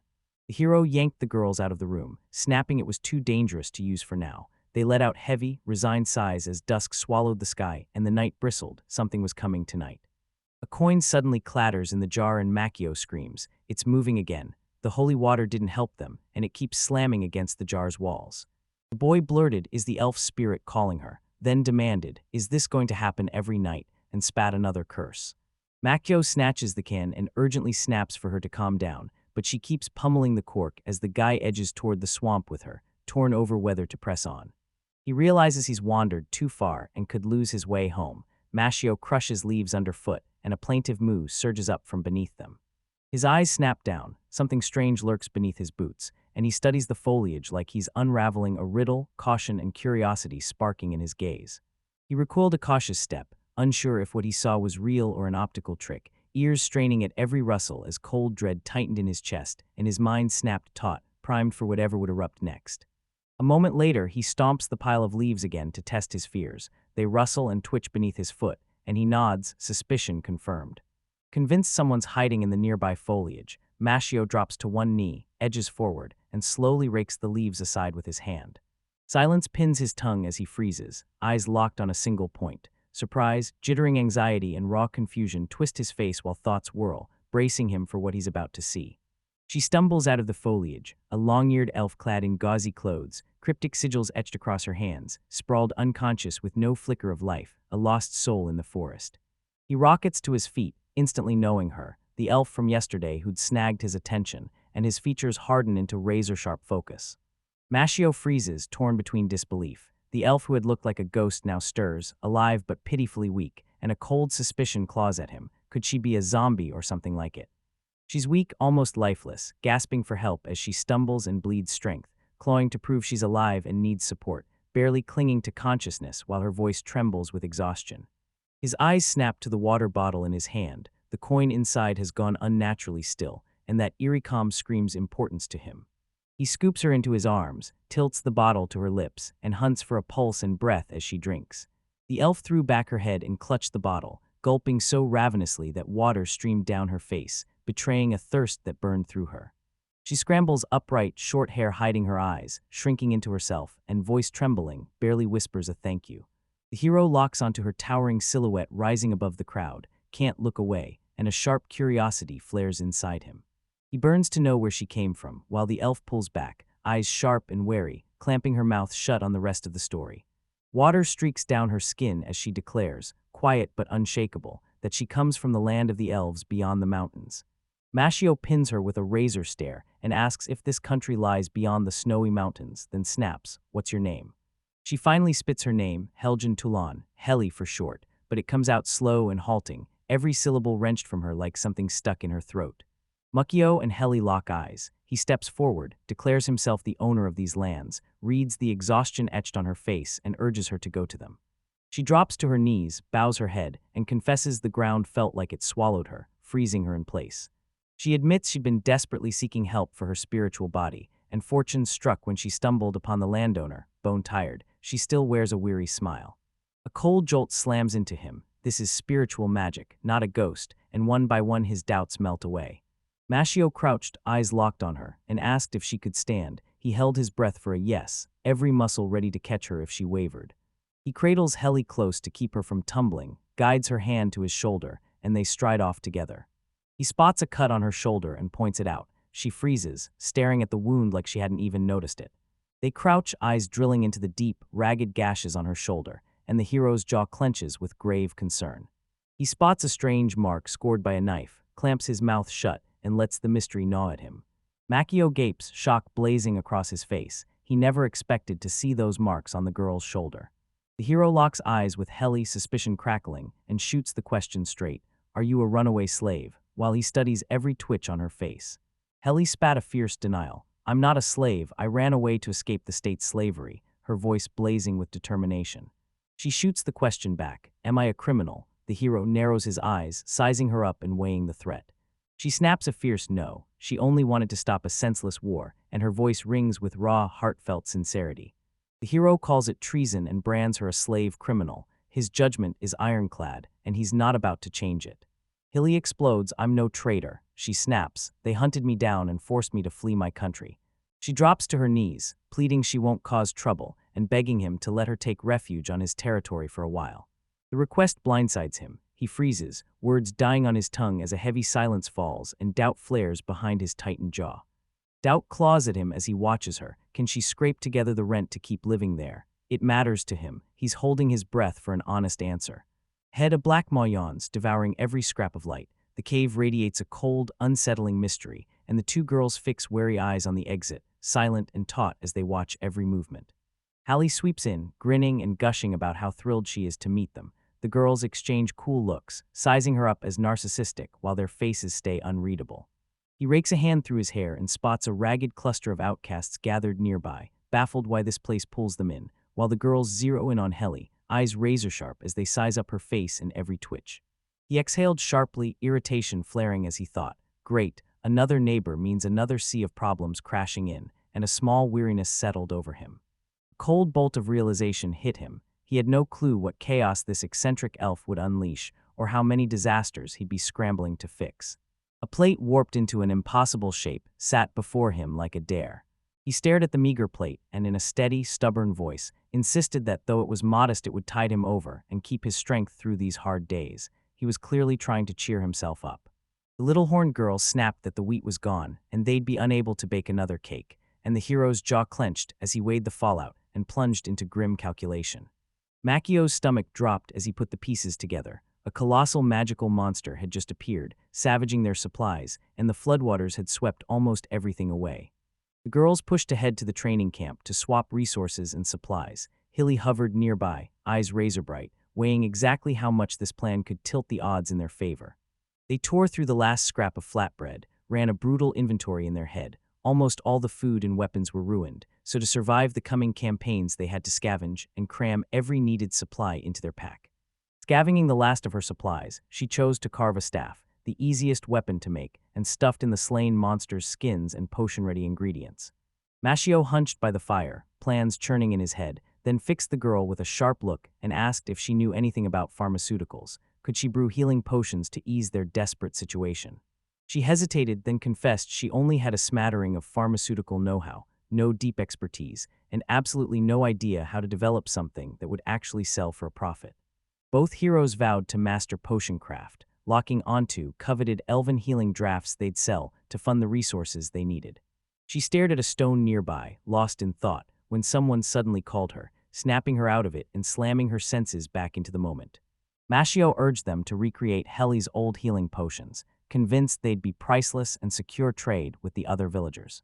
Cunning glints sparked in the elf's eyes as she laughed and shut them. She was hooked, ready to pour every ounce of effort into perfecting the plan and lifting the whole company. Healy accepted the proposal with a confident grin, calling it a breeze and volunteering to brew potions as her rent to live here, a tidy compromise that suited everyone. She bolted for the cave's mouth, jabbed a finger at the tree line, and charged out to hunt the needed ingredients as her companions shouted to be careful. The forest teemed with danger. The whole company went stone still, faces slack and stunned. The girls kept eating with unnerving calm, and the main character knew everything was unfolding exactly as he'd expected. Brutal trials waited ahead. He loomed over the elf, collapsed on the ground, strange, ragged sounds leaking from her as scorpions skittered across her body, and he muttered, weary, that he always had problems with her. Healy froze, eyes locked on the hero, and the scorpion perched in his palm, speechless. The protagonist, unnervingly calm, cradled the creature and asked, "Are you both alive?" desperate for any answer. Silence slammed down. The hero stopped pressing for an answer, turned to Till and asked, would she like to go with him to gather magic stones to craft a staff? He consented with a sharp nod and lifted the staff. Jennifer plunged into the cave, foraging edible plants and materials to fatten the team's supplies and turn into potion ingredients and food, because their survival depended on it. Helly sank onto a stone in the cave, calm settling into her bones, and agreed to start brewing potions from the gathered plants, the crucial work that corralled the chaos and handed them a sliver of control. The hero rockets into action, tackling the task with fierce focus. Syllan, the main character, slipped into the forest, scanning every shadow. He realized that since the giant magical monster appeared, dangerous creatures had dwindled, and that realization hit him like a cold punch. Hours bled away, night descended, and the forest was swallowed by darkness. They dumped the day's haul, stones, plants, caught animals, and stray threads, across the cave floor, every scrap destined to be forged into the tools and potions that would keep them alive. Jennifer erupted into triumphant claps at the rich haul, her fierce cheers rallying the team and steeling their resolve to keep fighting. She especially liked the arachnid thread. After a close inspection, she proclaimed it a barter goldmine, sure to pull in vital resources and lucrative deals, and the company's morale shot through the roof. Hallie pressed a cloth-sealed, thread-bound vial into their hands, flaunting her healing potions and asking them to keep the herbs for testing and later use. He snapped at the elf, failed to pay and he'd have to kick her out, pay up and she could stay as long as she wanted. His words slammed into her and forced her to reckon with her responsibility. With those words, the hero tore off for the training camp, barking at two girls to guard the house against any break-in and keep everything safe. The girls hugged him tight, sent him off with warm goodbyes and urgent pleas to return quickly, each of them feeling the full gravity of the mission ahead. He hammered out a shopping list in his head: extra vegetables, fresh fruits, and rugged construction tools, supplies he'd ask for to shore up his home and build a safer future. Far off, the camp where resources were exchanged slid into view. Wooden houses clustered like armor, watchtowers stabbing the sky, and a bridge sealing the only approach, a fortified settlement bristling to repel any threat. With the backpack on his shoulder containing the goods for exchange, Mashio felt the air go cold and tight. Something dangerous waited just around the corner. He and the hooded girl stared at the wooden spears jutting from the ground, a crude barricade and stark warning that put them instantly on guard. The fights exploded inside a ring of soldiers like a roaring arena, and one fighter squared off against a man in light clothing who darted and weaved with blinding speed and cat-like agility. He lunged at a soldier, his left-hand dagger whipping through the air in a flash, far faster than the soldier's sword thanks to its lightness and nimble handling. The adventurer pinned his gaze to the fight, trying to tell if it was a training bout and whether the combatant was a child or an adult woman. The movements were lightning fast and surgical. The captain strode up and welcomed the hero back like a long-lost comrade. He'd heard he'd returned to camp and pledged to work alongside him. The company swarmed the captain, pressing him to reveal what had sparked the racket. Everyone had to know the situation and why alarm had flared. Steel-clad and arms crossed, the captain thundered that it was an exercise to calm the people still gripped by fear and anxiety after the recent events. He beckoned the protagonist to the radio to hear the war bulletin, hungry for his take on how the front lines were shifting. War talk hit Mashio like a thunderclap. He recoiled, refused to join the conversation, and asked to barter goods. Food had nearly vanished after the disaster. With a knowing nod, the captain sealed the exchange, igniting a profitable alliance that let both sides fortify their positions. Inside the building, the hero rifled through the goods and zeroed in on a spool of arachnid thread. It was being offered in trade for food and the construction tools the team desperately needed: a saw, a hammer, and needles. His face went stone cold as he leaned in and declared he'd uncovered vital, shocking intel about the demonic realm, info that could help and intrigue the hero, and he teased that darker events were coming. The captain's words snapped him to attention, a cold spike of anxiety and mistrust slicing through him as he realized the conversation had shifted into a grave, important tone. The officer pressed on, snapping, "Do you remember there's a civil war tearing through eastern Kenya?" Memory slammed into the adventurer. A noblewoman warrior had plunged into the magic zone to seize a staff. The map unveiled the kingdom of Estynia, marked the warriors' lands anchored in eastern Kenya, and showed elves plunging into a civil war that pitted nobles against bold adventurers. He demanded the truth behind the elven invasion, desperate to uncover their motive and what drove their armies into these lands and tied them to the conflict. A grim reason snapped into focus. The elves were pushing to reclaim their ancestors' lands, driven by bitter old grievances and ancient ties that still burn even as the world has changed. His memory snapped to Haley, found in the foliage, the one everyone knew was risking everything to stop the war between elves and humans, her aim pure peace even as the conflict escalated. When he pointed out others already lived here, the captain snarled that the elves had been driven out of these territories. The past couldn't be changed, the fight for control still raged, and this was part of the conflict. The adventurers outmatched the nobles in their fights with the elves, toppling the nobles from power, stripping away their influence, and flipping the territory's balance of power, reshaping everything that followed. Mashio couldn't imagine something like that could be possible, but the captain insisted this land was hungry for battle, and the strongest would sweep up the people's support. It hit him: these lands are now ruled by adventurers who wield raw power, steer every unfolding event, and hold the region's fate in their hands. The captain revealed they'd become the nobleman's puppets. He'd goaded the adventurers into action and was steering the whole conflict to feed his own ambitions. The nobleman's image churned with a black aura as he proclaimed the demonic realm his, and the officer suspected he'd learned of the staff's power and would stop at nothing to seize it. The hero and the girl scowled at the words that hit them, alarm and simmering discontent surging through them. The news was anything but comforting, and it shook them both. His hand crept into his bag and drew out a lone scrap of paper, the only proof the land truly belonged to him by right. The captain leaned in and explained to the protagonist that the agency's document lacked the royal signature, so it held no legal force. He could lose the case in a heartbeat. Those words hit our hero like a thunderclap. He froze, tears streaking his face as disbelief ripped through him and his thoughts scrambled. The demon realm long straddled the borders as a gray zone, a buffer between nations that made it both a perfect loophole and a blazing controversy, so even the captain pushed a hand control to the adventurers. Mashio pressed for the captain's support, hunting a clear yes, but the captain's hesitation held fast. He bowed his head and declared the royal army would only move if the Eastern army rose against the royal family, and that Eastern force answered to the kingdom of Astynia. Sitting opposite, the protagonist felt a cold truth sink in. The army was torn by infighting and rivalries, too fractured to move as one. Once again, a cold reminder slams into him. Someone's got their eye on his land, and he snaps to attention, steeling himself to defend every inch. Mashio flashed a grin and vowed anyone who dared set foot on his turf without permission would be shoved out on the spot. No mercy, no second chances.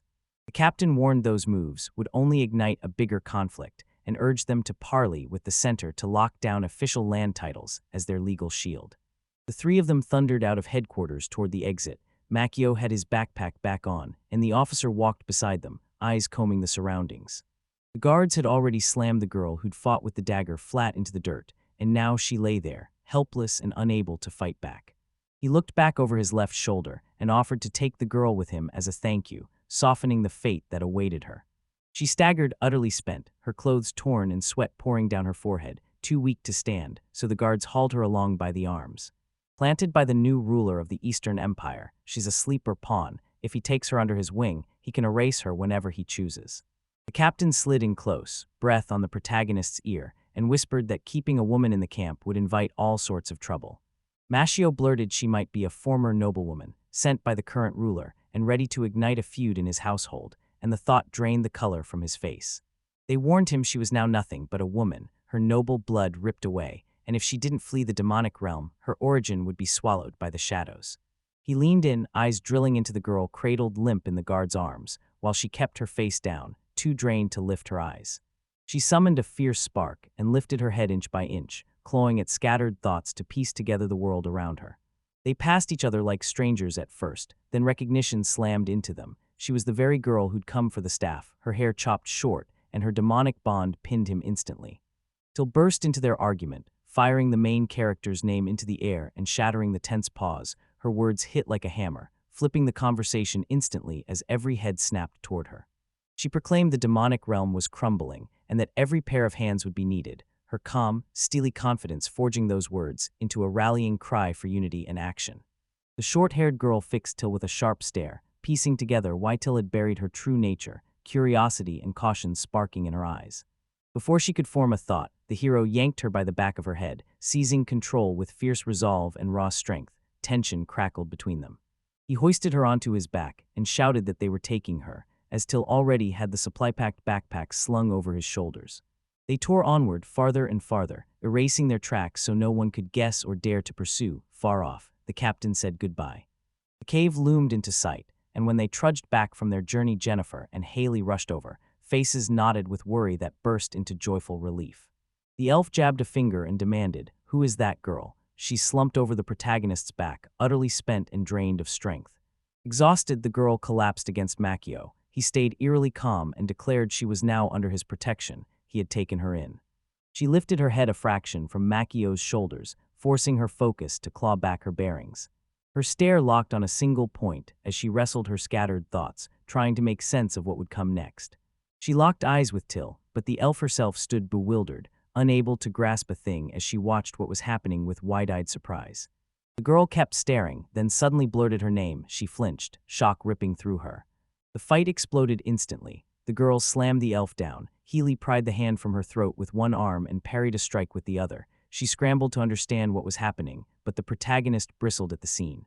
He barreled between them, shoved them apart with his hands, and clamped his palms over their faces to halt the brawl, barking that fighting between servants was unacceptable. Both girls bristled at the words, then let their fists fall as confusion slammed in, scrambling to understand what they'd just done.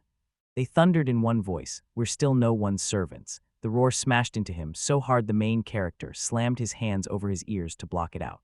The captain's words hit him like a warning bell. Anxiety and mistrust surged through him as he knew the conversation had just shifted into a grave, unmistakably important tone.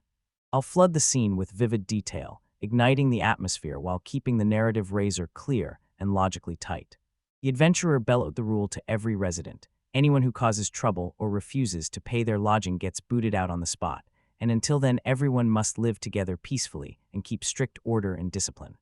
The girls erupted into constant fights, snapping at each other over every disagreement, while Makio and Till pushed through the strain and hammered together a new house to be their shared home.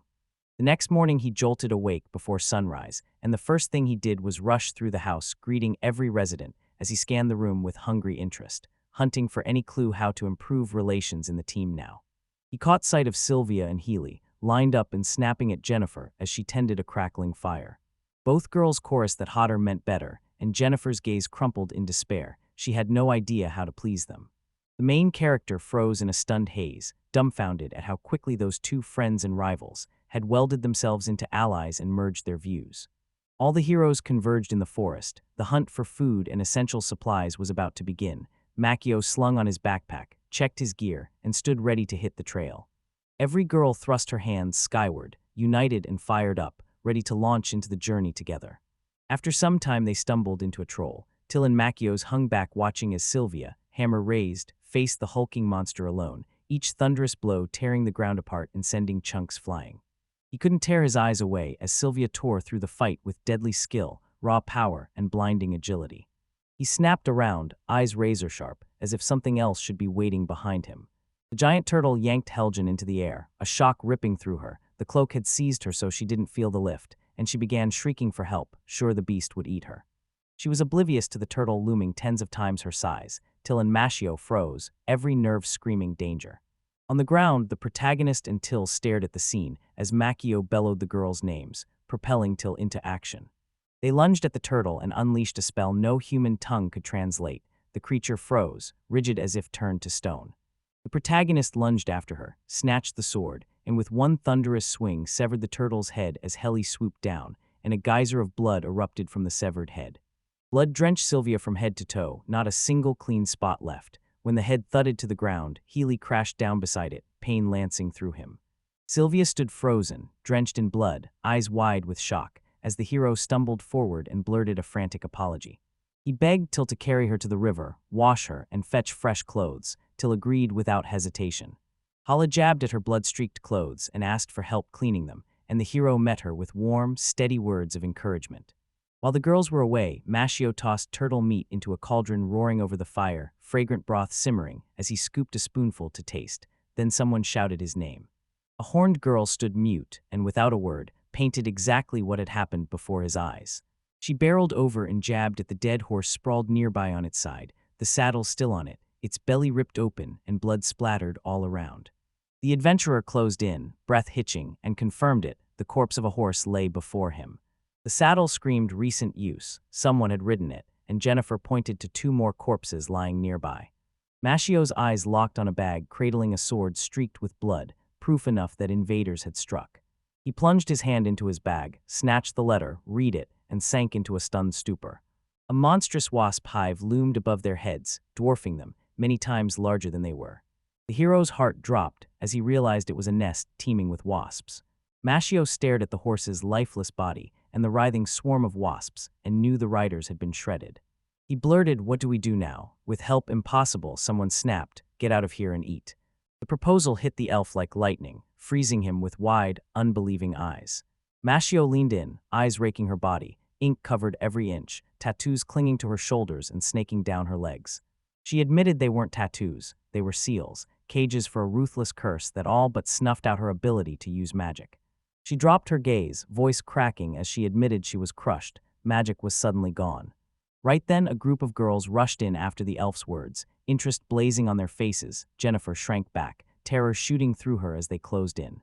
They calmed her. If the curse stayed out of her life, there'd be no trouble, and Mashio, the landowner, glowed with approval that she brewed potions to sell. Everyone scoffed that her curse frightened no one. One was a demon, the other barely used magic. Sylvia revealed she could silence pain and turbocharge her body for a few heartbeats. The hero watched, a grin spreading across his face. Convinced they were carefree, cheerful girls, he crushed the letter into a tight ball. The letter slammed to the ground, its corner stamped with the chilling decree evicting them from the territory. Helly slid a fingertip across Mashio's shoulder, waking him without stirring the others. She knew the moment had arrived and refused to let this chance slip away, her eyes blazing with excitement. He woke, eased one eye open, straining to understand what was happening and why he'd been woken so early. Sleep still clung to him as consciousness crept back, and tension crackled in the air. He sprang upright when the elf burst into view, panic slicing through him. The girls slid down beside him, reaching out to calm and steady him as the air crackled with anxiety and raw anticipation. She snapped that Till had taught her palm juice could be used to make potion vessels, and she was aghast nobody had told her sooner. Machio, rubbing his tired eyes, snapped that in this blistering heat you make vessels from clay. Clay traps the cool and keeps water fresh far longer. The elf nodded, murmured that she'd understood the advice and would pursue other ways to craft vessels, then slipped away, her face set with fierce determination, hungry to experiment and bursting to help. Machio planted himself in the doorway, stunned she'd woken him at dawn just to ask that. He hadn't realized it mattered so much to her, and his eyes flashed with bafflement and a prick of irritation.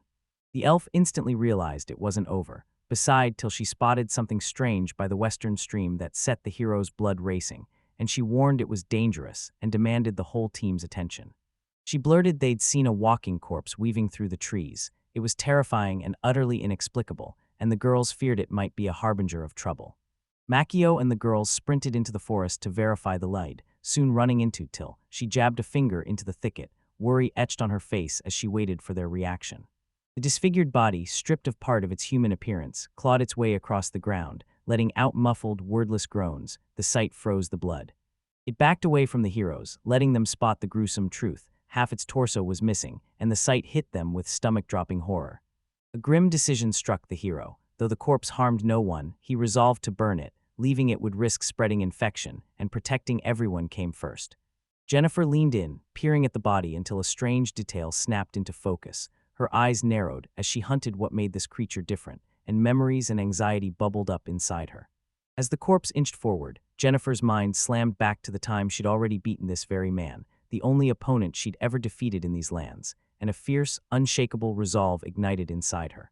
At first the protagonist drew a blank about the man, until Jennifer snapped that she'd once handed him a gold coin in advance. Machio's jaw dropped as the memory hit him out of nowhere. Fear of the zombie virus left no room for debate, so the hero demanded Till torch the body, the only way to stop an outbreak, and they moved on it instantly, without hesitation. The elf snapped, "What coin is he clutching?" The hero froze. He couldn't make sense of the odd gold found with Heli's body, and that unknown ripped the mystery wide open, screaming for answers. The elf lunged forward and yelled he should have warned everyone, fury at the lack of information and dread of the consequences crackling through her, her voice razor-sharp and demanding. Everyone had guessed it was an elven adventurer, but the transformation ripped the body apart so completely it was impossible to tell, the elven ears swallowed by gashes and scarred flesh. Maybe a comrade had plunged into these parts hunting a mysterious city, and when he vanished without a trace, dread rippled through the team as every mind raced through grim scenarios. They produced a glass jar of liquid cradling a single coin. The girl plucked the coin free, scrutinized it with narrowed eyes, and knew she had to find out where it came from. She flipped the coin until its strange, solid truth hit her. This wasn't a fake. Everyone suspected this zombie had slipped into Midgard, and this discovery could shatter everything. They learned Midgard was the legendary city at the heart of countless myths, and the revelation slammed into their investigation. Midgard held the key to the solution. The city of Yggdrasil Midgard pulsed with magic. Everyone from mischievous children to silver-haired elders could command spells, and mighty artifacts had vaulted the city far beyond most nations of its era. The kingdom kept trade flowing with the elven country, stitching culture and commerce into a living bridge. The team raced to pinpoint when the city's records vanished, hungry for the clue that would sharpen their grasp of history. Sylvia chimed that she'd read it in a history book. This land once hosted a state, and her confirmation turned their finds into undeniable proof, igniting fierce confidence in their mission. Heli yanked Sylvia by the shoulders and demanded, "Where's the book now?" His voice crackling with impatience and hungry hope that the book would unravel a tangle of mysteries. He declared he'd bought the book from a short-haired girl and ordered everyone to wait, eyes blazing as he grasped the source's value and vowed to study it with the team, a bold step forward in their search. He snatched out a book that screamed this: a country once stood here, its people vanished en masse, a giant monster swallowed the island, and a different religion rose. The protagonist devoured the book's main content. The elf snatched it, flipped to the last page and gasped at the diary's initials and the rune descriptions. The hero blurted he'd found a diary on the man he clutched in his hands. The lifeless body had lain in a cave so long that only bones remained. Together with the horned girl, the hero tracked down the island where Peter Jefferson's grave rested.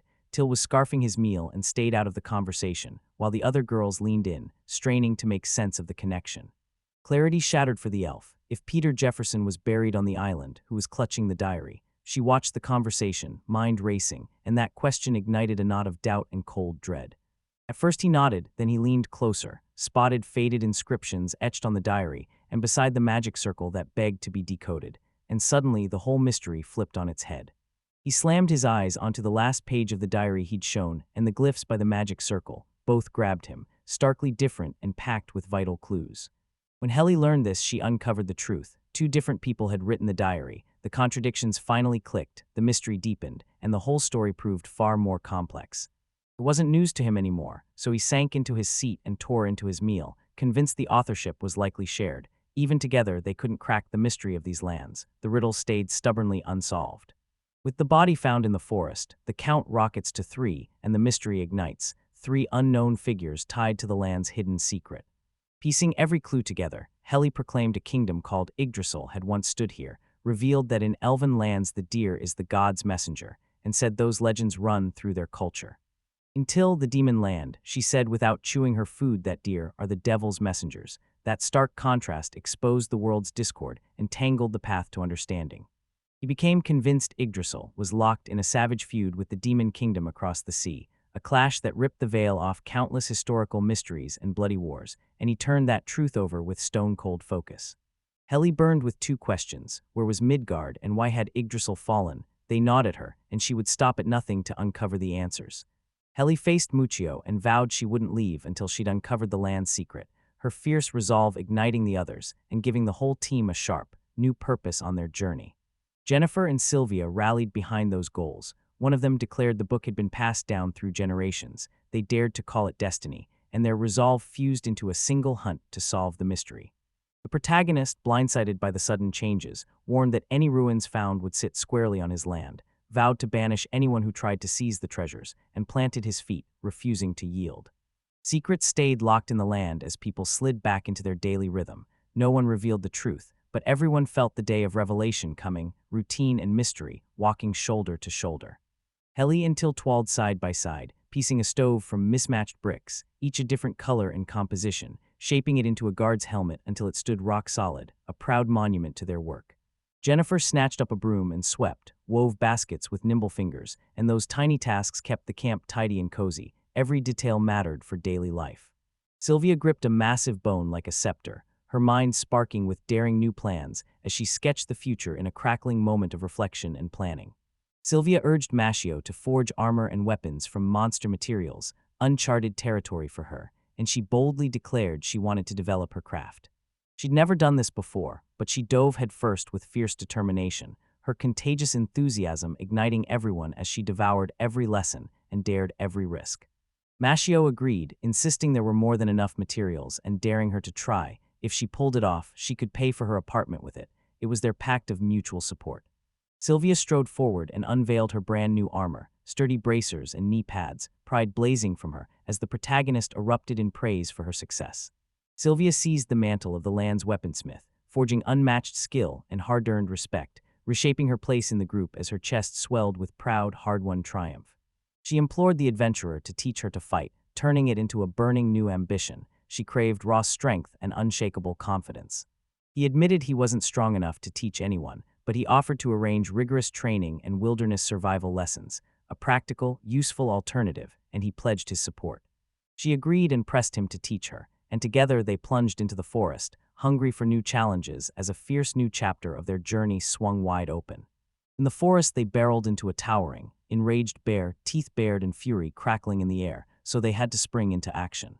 Sylvia lunged and weaved, hunting for one decisive strike, but every hammer blow failed to faze the bear, which didn't even flinch. This battle was merciless. From the sidelines he watched, spotting raw potential in the girl, and urged her to hunt down the enemy's weak points, his battle-learned experience poised to forge her into something sharper. He warned that when ordinary strikes bounce off, you have to flip your tactics. He'd seen Sylvia never practice those moves, yet she still snatched victory without showing a single crack. Acting on the advice, Sylvia pressed the hero. Where did you learn to fight? Hungry to trace his path and master his approach to combat, because that knowledge could make or break her training. Like any adventurer, he bragged he'd blasted through basic training and joined a guild, then went solo, drilling and sharpening his skills until his experience became wildly varied. To Sylvia, those words screamed that the hero was a master in battle. His steady confidence lit a fire in her, sharpening her hunger to learn. He told himself he was merely observing the enemy, but years of battle taught him to read every twitch and predict the next move, his strategy forged from razor focus and clinical analysis. He threw down a bone example, showing that if you read which way the bones bend you can slip out of range, and even cutting into an opponent teaches you tons, solid, hands-on advice. As he strode away, the hero hammered into them that by watching an opponent you forge your own way to fight, urging a personal approach. Sylvia couldn't ignore the lesson. She repeated the rule like a stubborn chant, confusion still clinging to the words. Her training had only just begun, and only time and sweat would hammer that rule into instinct. The adventurer proved it. Place an unknown fruit on your palm and you'll know if it's poisonous, a brutal test for danger, because tiny details can mean life or death. Jennifer bit into the fruit and her mouth burst into flames, a brutal, instant lesson that thoughtless actions scorch, and she paid for it the hard way. He snapped at her to stop wolfing down everything, moved in to shepherd and shield the team. Survival out here demanded razor-sharp caution. Life in the wild became a relentless routine of trials and hard lessons. Every dawn hurled fresh challenges at them, and shoulder to shoulder they grew stronger and learned together. One day during lunch in the cave, a sudden, baffling incident ripped through the group, snapping the air taut with tension as everyone froze and instantly grew wary. A cry tore from the western river. Healy zeroed in on its source, a chilling warning, and the team snapped into readiness. The protagonist yanked till along and sprinted out to scout the situation, ordering the other girls to stay in the cave as they split the responsibilities. Every second counted. They tore toward the river, braced for the unexpected, feet pounding with iron resolve. Everything could flip in a heartbeat. By the river, they caught sight of two figures in black robes, faces masked. One hand bore an unreadable sigil, pure mystery and danger, and that sight sparked a new story. Mashio combed the area with razor focus, then locked onto distant, eerily motionless figures and called it out. Their frozen poses set every alarm in him blaring.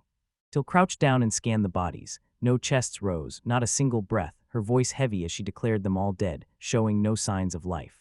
She stared at the body for a long time, drinking in every detail, then reached out to it as if she could pry the cause of death loose, questions about what had happened to these people whirling in her head. Till's gaze snagged on a strange mark on one corpse. Makio leaned closer, saw the identical tattoo on every body, and the truth hit them like a slap. These men were tied together by a single, chilling link. She snapped that the wild lands were almost certainly the target, then stood and stared at the horizon until the scale of the disaster hit her. The hero warned it might be an enemy invasion. Till agreed and urged them to search for survivors now, and they realized a tiny, stubborn hope still flickered. They stumbled onto several more bodies. Shock and grief ripped through them, snuffing every hope of rescue and laying bare the full horror of the tragedy. Mashio whirled, snapping that they couldn't leave the bodies, until pushed to drag them before the captain to win his backing. They all knew they couldn't face this alone. First, they zeroed in on Jennifer, asking bluntly if anyone in the group knew what had happened. That lead could finally piece the situation together, and they were counting on outside help. The girls froze, still reeling from the horror they'd witnessed, while Jennifer's eyes locked onto a familiar tattoo on one dead man's arm, a clue that could reveal where these criminals came from. She pressed a hand to her chin and announced the mark belonged to the church's killers. Fear and distrust ripped through the room as the masterminds behind the attacks were exposed. Questions crackled as they wore expression 16 from Cassie's meant. They couldn't unravel what hid behind that name and hunted the meaning of the threat. While they hashed out who those shadowy figures were, Makio plunged into thought, hunting the mastermind behind the crimes as his mind buzzed with theories, and the whole case blurred into maddening confusion. She locked eyes with Mikio and spilled the whole truth in brutal detail, driving home how dire it was and forcing him to really think. Makio sank as everything turned into a knotted mess he couldn't untangle, unanswered questions buzzing in his skull. He demanded of Makyo, why did the killers have to come here, what were they after and why? That answer would crack the whole mystery wide open.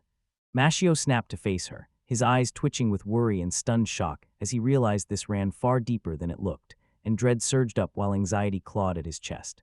He scanned his companions and the truth hit him. This story teemed with suspicious people, making the task far harder and deadlier as unknown threats tightened around them.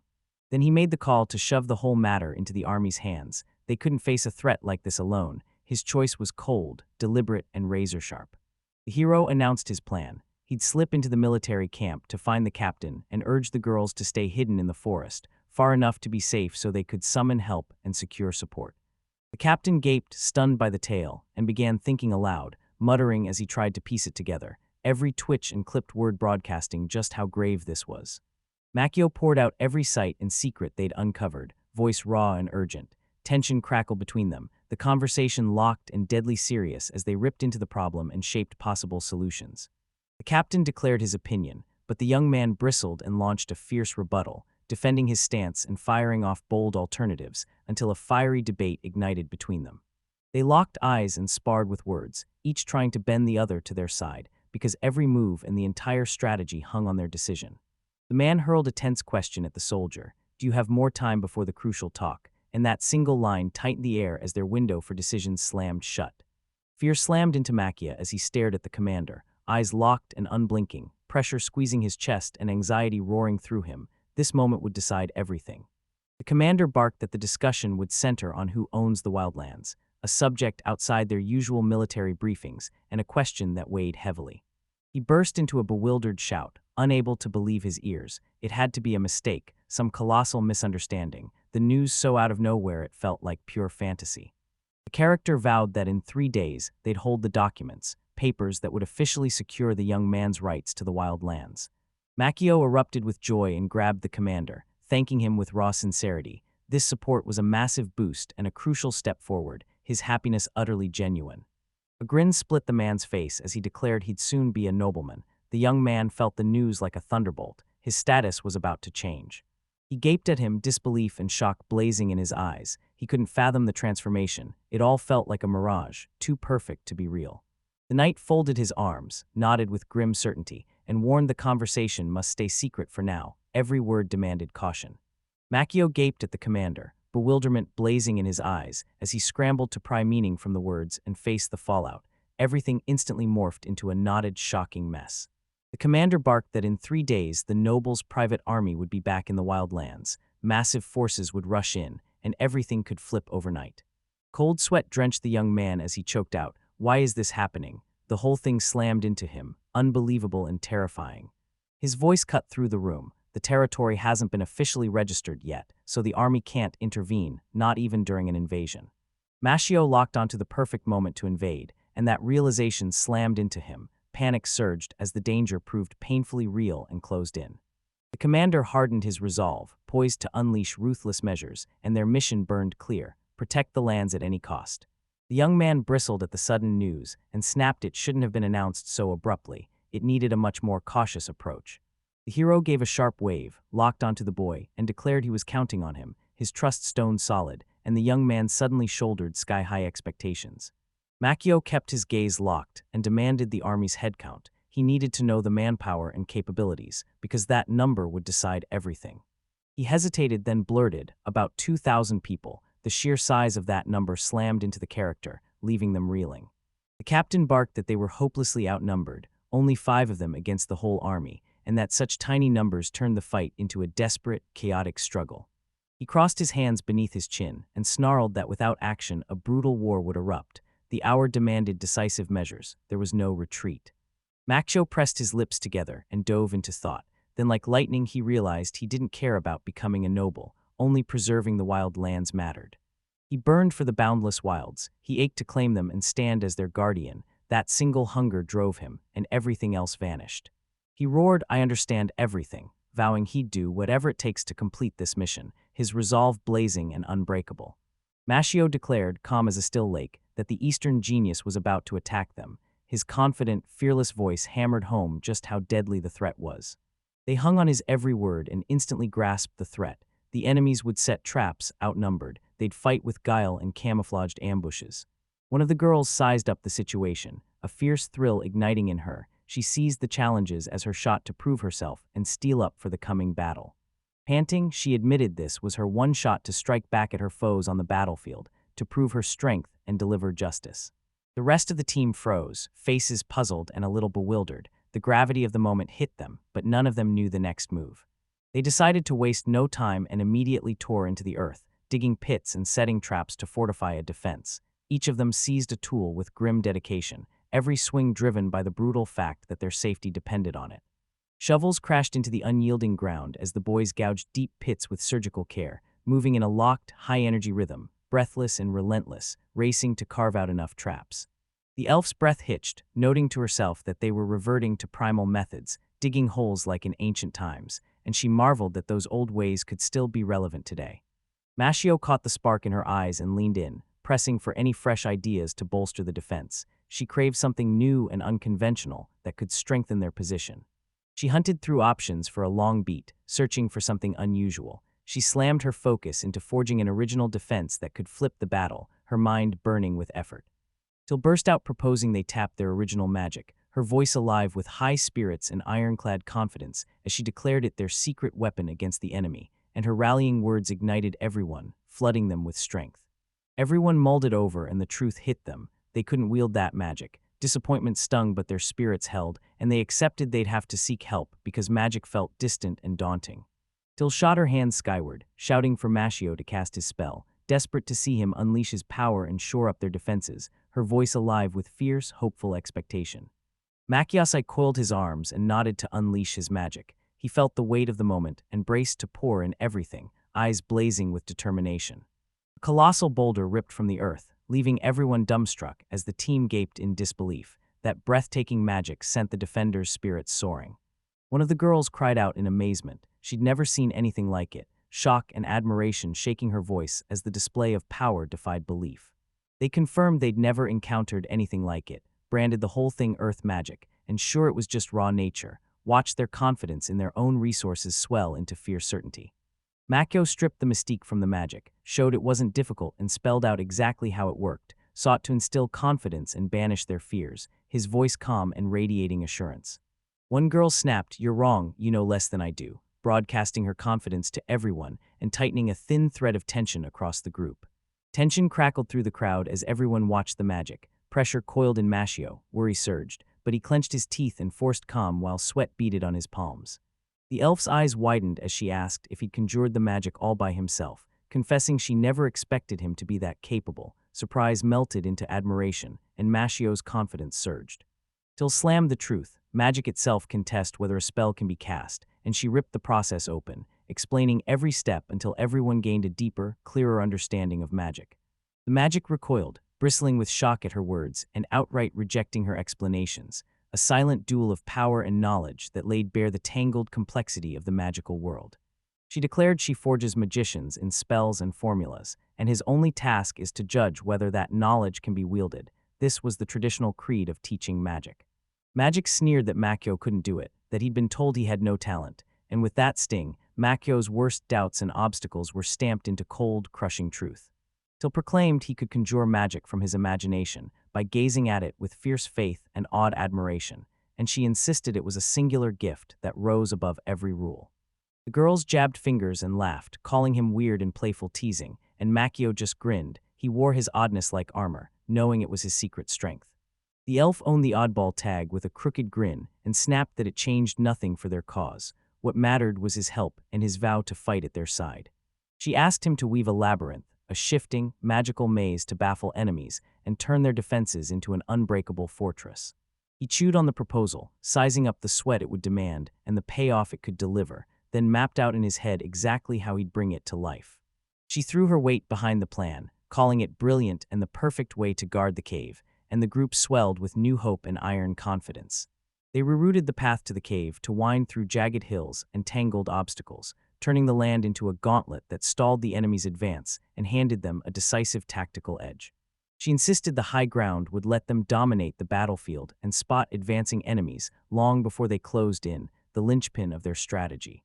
Makia grinned at her answer and stamped it a solid plan, and his approving nod set the others' resolve ablaze. The team kept their distance, refusing to trade blows, hoarding every ounce of energy, and tipping the odds toward survival with a cold, razor-sharp decision. One of the girls blurted, "Can we unleash monsters in battle to supercharge our strength?" That question screamed the team's scramble to seize every possible way to protect themselves. Makyo jabbed a finger and declared they could marshal the monsters quickly, and with precision, his words igniting hope they'd shore up the defenses. Thiel declared that magic circles could bolster defenses and forge protective barriers, instantly unlocking a flood of new tactical possibilities. It hit her, the book detailed several magic circles they could try, and the revelation sent a jolt of electric excitement through them. Machio mulled the plan, then admitted it could be devastating in battle. His endorsement ignited the team's belief in victory.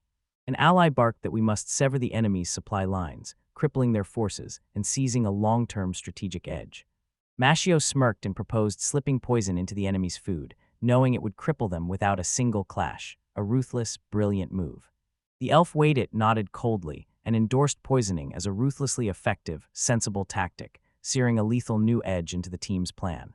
She revealed palm sap could be formed into pots that melted like wax in a fire, making them useful weapons. This added tactical flexibility. Machio's chuckle turned ominous as he noted they had plenty of ideas to prepare now, his laugh tight with resolve and threaded with playful mischief. He seized the belief that if they gave everything, victory was possible, and it set his heart blazing with confidence and hope. He roared for everyone to prepare for battle, igniting the start of active operations. Everyone felt the weight, the outcome now depended on them. The hero stared into the distance, eyes combing the horizon like a hunter chasing shadows beyond sight, concentration etched into every line of his face. Nearby, the girls peered into the distance, eyes razor-sharp and nerves coiled, feeling the largest operation the wilds had seen in years poised to erupt. They braced to meet the enemy, shoring up defenses, running strict weapons checks and slotted into roles, every soul locked in razor-sharp focus and moving as one. Noticing the tense air, Machio flashed a grin and declared it was time to refresh, eat now to rebuild strength for the coming battle, and his calm, friendly energy eased the tension a little. Everyone huddled around the fire, stoking the blaze and prepping for night. When the elf's keen ears pricked, she froze as a soft, relentless rustling whispered around them. Distant drums rolled, dull at first then swelling into a savage howl like a war signal that ignited the advancing troops' courage, while the enemy's energy and determination crackled through the air.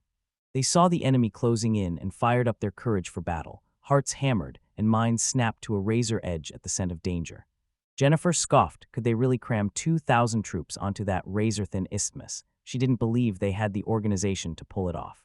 Machio barked that they had to pull back to spare needless casualties. He knew the only smart play was to keep his forces whole until the perfect moment to strike. The entire team sat on the hill, eyes locked on the enemy as they analyzed every movement, gazes razor-tight, every member coiled for whatever came next, as if time itself had stopped. An hour bled away and they still held their ground on the hill, exhaustion clawing at them but their strength unbroken. Dusk crawled in, shadows stretching long, their bodies screaming for rest, yet not one dared lower their guard. Machio snapped, "Are they ever going to attack, or are we stuck in this endless standoff?" His voice crackling with impatience and coiled tension, desperate to know when the decisive battle would finally erupt. The elf snatched up ghostly, barely audible screams and the distant clatter of blades, and she feared the battle had already begun with the enemy fighting without waiting for them to act. They erupted into an animated debate over what they'd heard, trading sharp opinions as they mapped out how it would shape their next moves. Machio plunged into thought, utterly absorbed in the situation's unfolding. His face hardened with razor focus as he weighed every risk and sketched possible strategies, and the girls resolved to bake bread.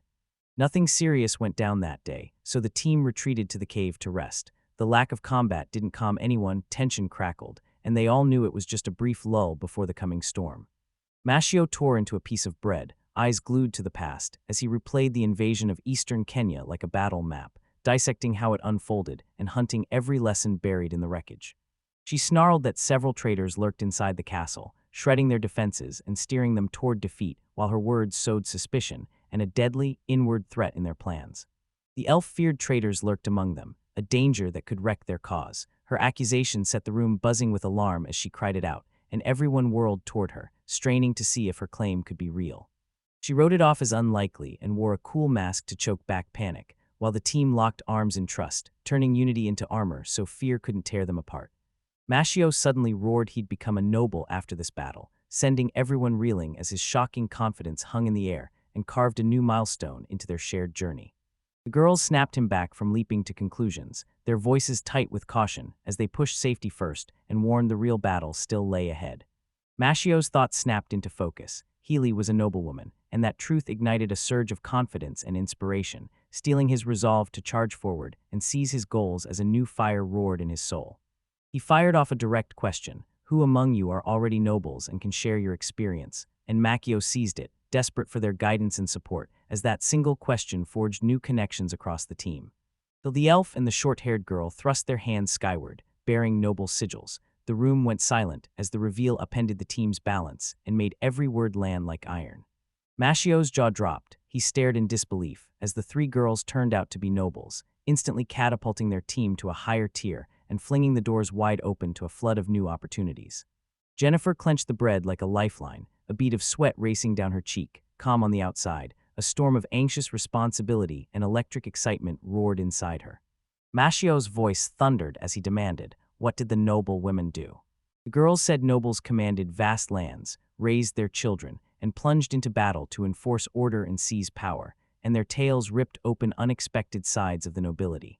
He shut his eyes and demanded to know what nobles actually did, craving the truth. The girls leaned in and ripped the curtain away, listing every duty and daily routine with sharp, unvarnished detail.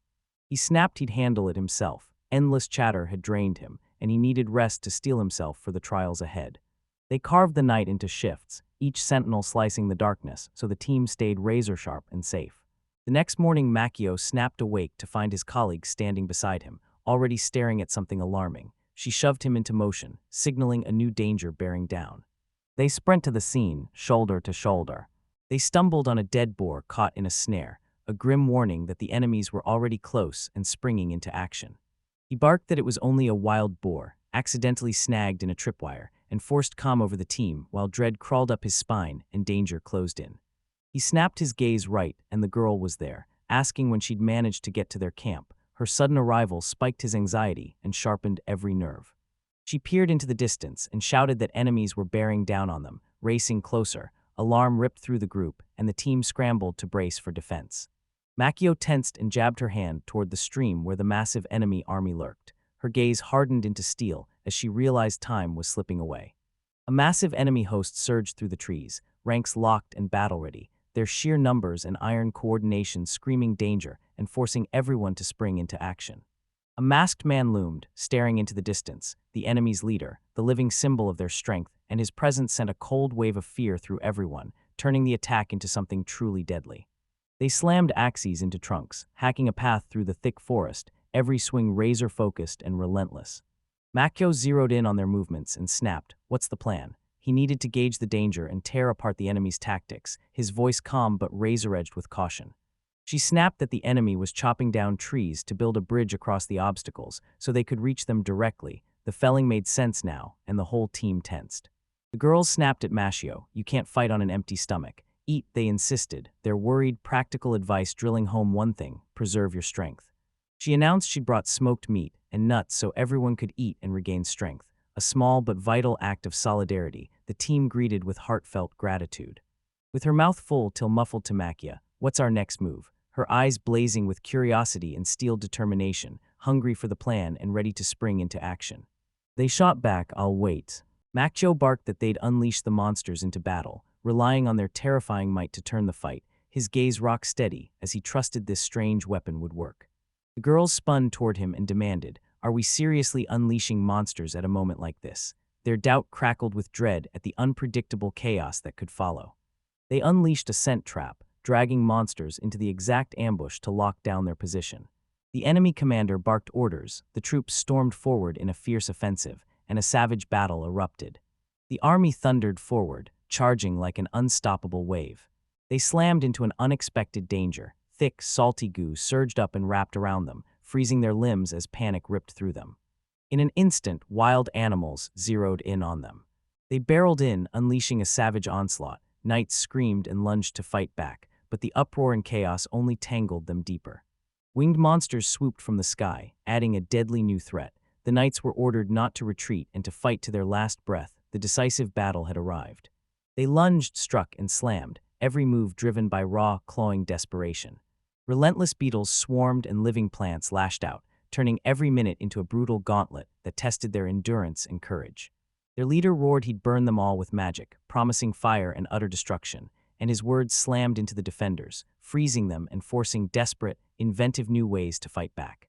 The boys realized their commander was a real mage, scrambled to rethink their tactics and clung together. The flames were brutal, but they'd found ways to resist them. They leveled their guns at the commander and opened fire, desperate to sever his spell mid-incantation. The elf whipped her bow into position, eyes fixed on the target, and every arrow she loosed carried the fragile hope of salvation. She drew the bowstring to her cheek, eyes locked on the target, then loosed an arrow that split the air toward its mark.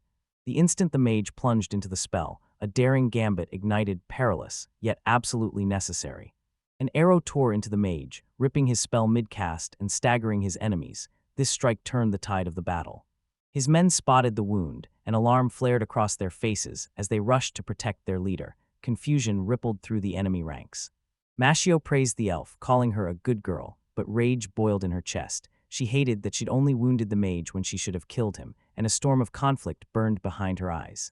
The knights fanned out, scouring for the shooter's origin and racing to pinpoint his position, a crucial tactical question. The magician roared, ordering his subordinates to throw their bodies over him as a living shield and keep the battle raging. The commander fights to pull back his troops. It's a daring rescue maneuver. As the magician fled, a shaggy man exploded into the scene, railing at him for running away and jabbing at a festering split in their ranks, instantly throwing the enemy's structure into chaos. The knights slammed onto the ground and froze at the sight of a small gang of strangers. Their sudden presence threw the battle into a fog of doubt. Makio and his ragtag allies snapped awake to the truth. They were adventurers, a disorganized, chaotic force that could bend the course of events, but their true intentions stayed murky. Makio pressed Sylvia, "Do you know these people?" probing for answers, his voice a taut wire as he waited for her reply. Sylvia's voice cracked as she admitted they were her father's enemies, fear clawing at her as the danger bore down, and her confession slammed a weight of gravity into the room. It turned out this gang was the rebels' spearhead, grins razor-sharp as they primed fresh intrigues and braced for battle. Many brutal trials still loomed. The rebels slammed into the knights, who had to admit they were stuck, faces twisted in confusion and dismay as the road lay blocked and no safe path revealed itself. The rebel leader scowled at the knights, his gaze snapping to their boots first, cold, steely resolve and raw menace blazing in his eyes, a clear warning of the price they'd pay. Blood suddenly gushed onto the knights, spilling at their feet. Everyone froze, stunned and unable to grasp how it had started, as a crushing, cursed dread settled over the meeting place. They staggered back. It wasn't human blood, but the ichor of monsters, its stench and raw power hanging heavy in the air, proof the enemy had forged dark forces into a weapon for his own ends. A man with an ice-cold, hard voice intoned that anyone who crossed the bridge was doomed, his words striking like a death sentence and making it painfully clear he wasn't joking. He was ready for a brutal showdown. Confusion and fear slammed into the knights as steel and sorcery loomed above them, fists clenched, but indecision pinned them to the spot. The helmeted man with a shield barked that this was no joke. They had to brace for the fiercest fight, his voice iron-hard as he stepped forward to lead his warriors into battle. Perched atop the hill, Makio hunched forward, eyes razor-sharp as she tracked every move below. He watched the soldier unravel, moving with razor caution, every step measured, and at times snapping into raw panic. Mashio watched monsters and carnivorous plants slaughter soldiers with shocking ease, turning every clash into a deadly gamble for both sides, and he knew this brutal tactic was already shifting the course of the conflict. He swore he'd blaze a secure corridor for their troops to guarantee the invasion's success. He needed fearless, battle-hardened soldiers to charge ahead and carve a path. They admitted they didn't believe they'd win and saw no chance of victory. Then panic tore through the lines. Many fled, fear and doubt erupted, morale crumbled, and chaos ripped the ranks apart. One soldier stepped on a mine. The explosion shook everyone around. A deafening roar split the air, terrible devastation followed, and panic ripped through the troops. The long-haired man froze in disbelief as the explosion rocked the air. A bear suddenly appeared nearby and barreled after the fleeing soldiers, igniting fresh terror and further destabilizing the situation.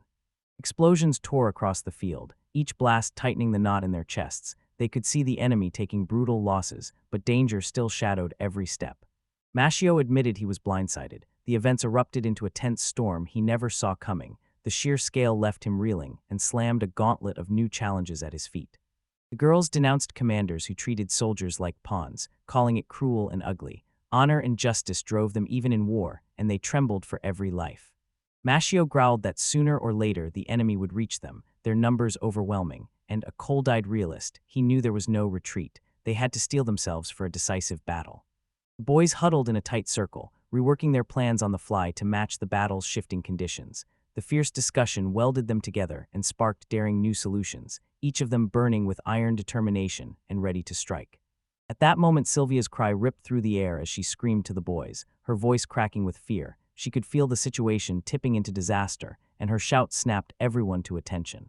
She snarled that these were the men who killed her father, and that's why she wanted to destroy them. He felt the ache driving her, and though he understood, barked that she had to abandon the idea. He felt it. The man with the skin on his shoulders was monstrously strong and deadly, demanding respect and undivided attention, his aura twisting the air with pure terror. Machio admitted he'd never seen an aura this fierce, and it slammed him into deadly focus for the coming battle. They were about to face a terrifyingly powerful opponent. Sylvia's jaw clenched as her plan unraveled, a lead weight crushing her heart while dread about the delays and the unknown devoured her. Machio slammed his hand down and declared they would follow the plan they'd built, refusing any distraction from the main goal, and the girls surged to his side, shouting their agreement and bracing for action. He locked eyes on the girls while Sylvia hovered behind him, silent and steadfast, and the air crackled with a tense, unifying charge.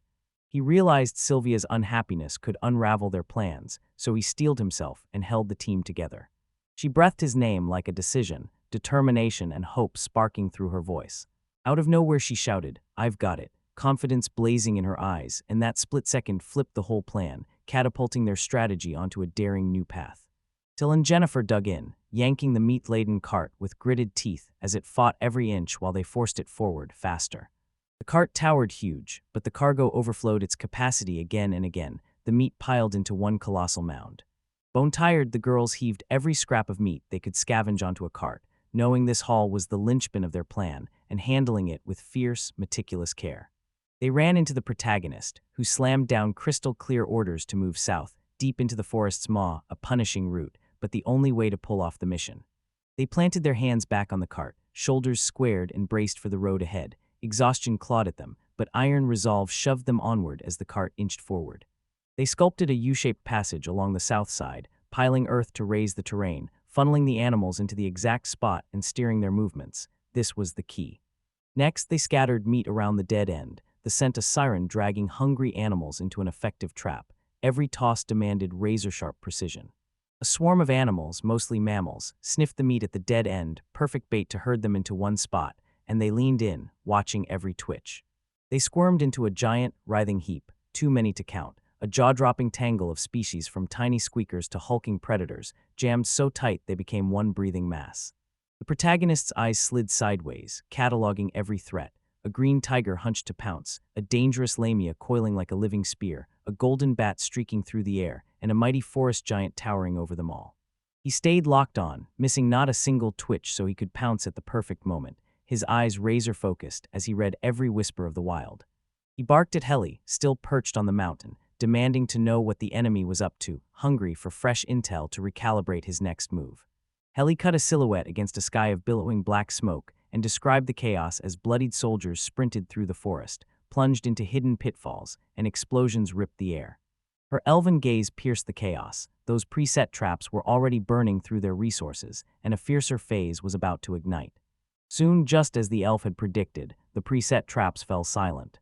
The pits swarmed with soldiers and the hills fell silent, no more explosions, so the enemy met no serious resistance. The field showed no trace of sleep, but the soldiers pacing it had suddenly sunk into a stupor, turning everything deadlier as a cold, ominous lull settled over the scene. A long-haired man, imposing and bristling with steely resolve, strode straight toward them. He hoisted a titanic sword onto his shoulder and roared at the bow-wielding girl and the towering, helmeted man in armor to charge forward.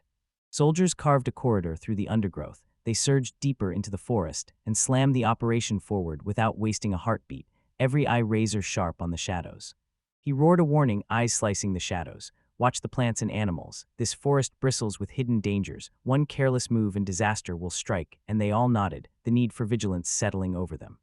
Dill funneled crackling magic into her core, coiling it like a storm as she braced to unleash her power. She waited with iron patience, drawing magic into herself with razor focus. She was the linchpin of the plan.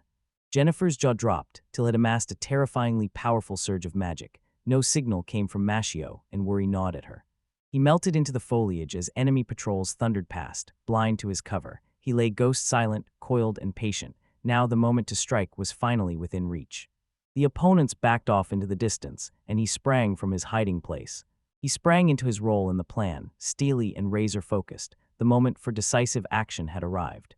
Maquio unleashed his magic to sever the enemy's escape route, sealing them in and snuffing out any hope of flight. His power would rewrite the course of events. Out of nowhere, a mountain of earth thundered down onto the dead end, cutting off their only way back. The enemy was boxed in, every escape sealed. That maneuver became the masterstroke that clinched the operation's success. He'd burned far more magic than he'd expected. He knew it. His energy hung by a thread, but he'd pulled off his part of the plan. Exhaustion hit him like a boulder, and the mission was accomplished. When the explosions died away, the long-haired man froze, a cold spike of dread telling him something was wrong. The scene had shifted, and his vigilance snapped taut, his focus pushed to the breaking point. The protagonist's magic burst into a clear signal for the girls. Jennifer caught it in a heartbeat, barked a command to Till to start the action, and their coordination snapped into perfect sync. Till heard the signal and instantly sprang into action, launching her part of the plan. She ripped open the reservoir of stored magic and blasted it into the gathered animals, the spell roaring to life. At that moment, the animals' fur stood on end as the air thrummed with magic. Tension coiled, and they bolted, panic exploding as they scrambled to escape. The plan sprang to life, driving the animals into a tightening corner as their room to move collapsed, until escape was nearly impossible, and they were jammed into a dense, panicked mass. Space closed in around them, the fire forcing them into a tighter knot. Some scrambled on top of others like a desperate ladder, panic blazing in every face. The protagonist barreled into the dead end, yelling he had a mountain of work to tackle now, realizing the fight wasn't over and there was still so much to do, his voice blazing with determination. He clambered to the lip of the dead end to snag a clearer view of everything unfolding around him. From that perch, he watched the animals assemble and tore the scene apart with a razor-sharp, unblinking gaze. Jennifer locked onto him and shouted his name to snag his attention, fully aware his role mattered now, her voice urgent and fiercely encouraging. Sweat from the sprint and the sting of his last spell soaked him as he leveled his hand, bracing to unleash the plan's next stage and summoning every scrap of focus to see it through.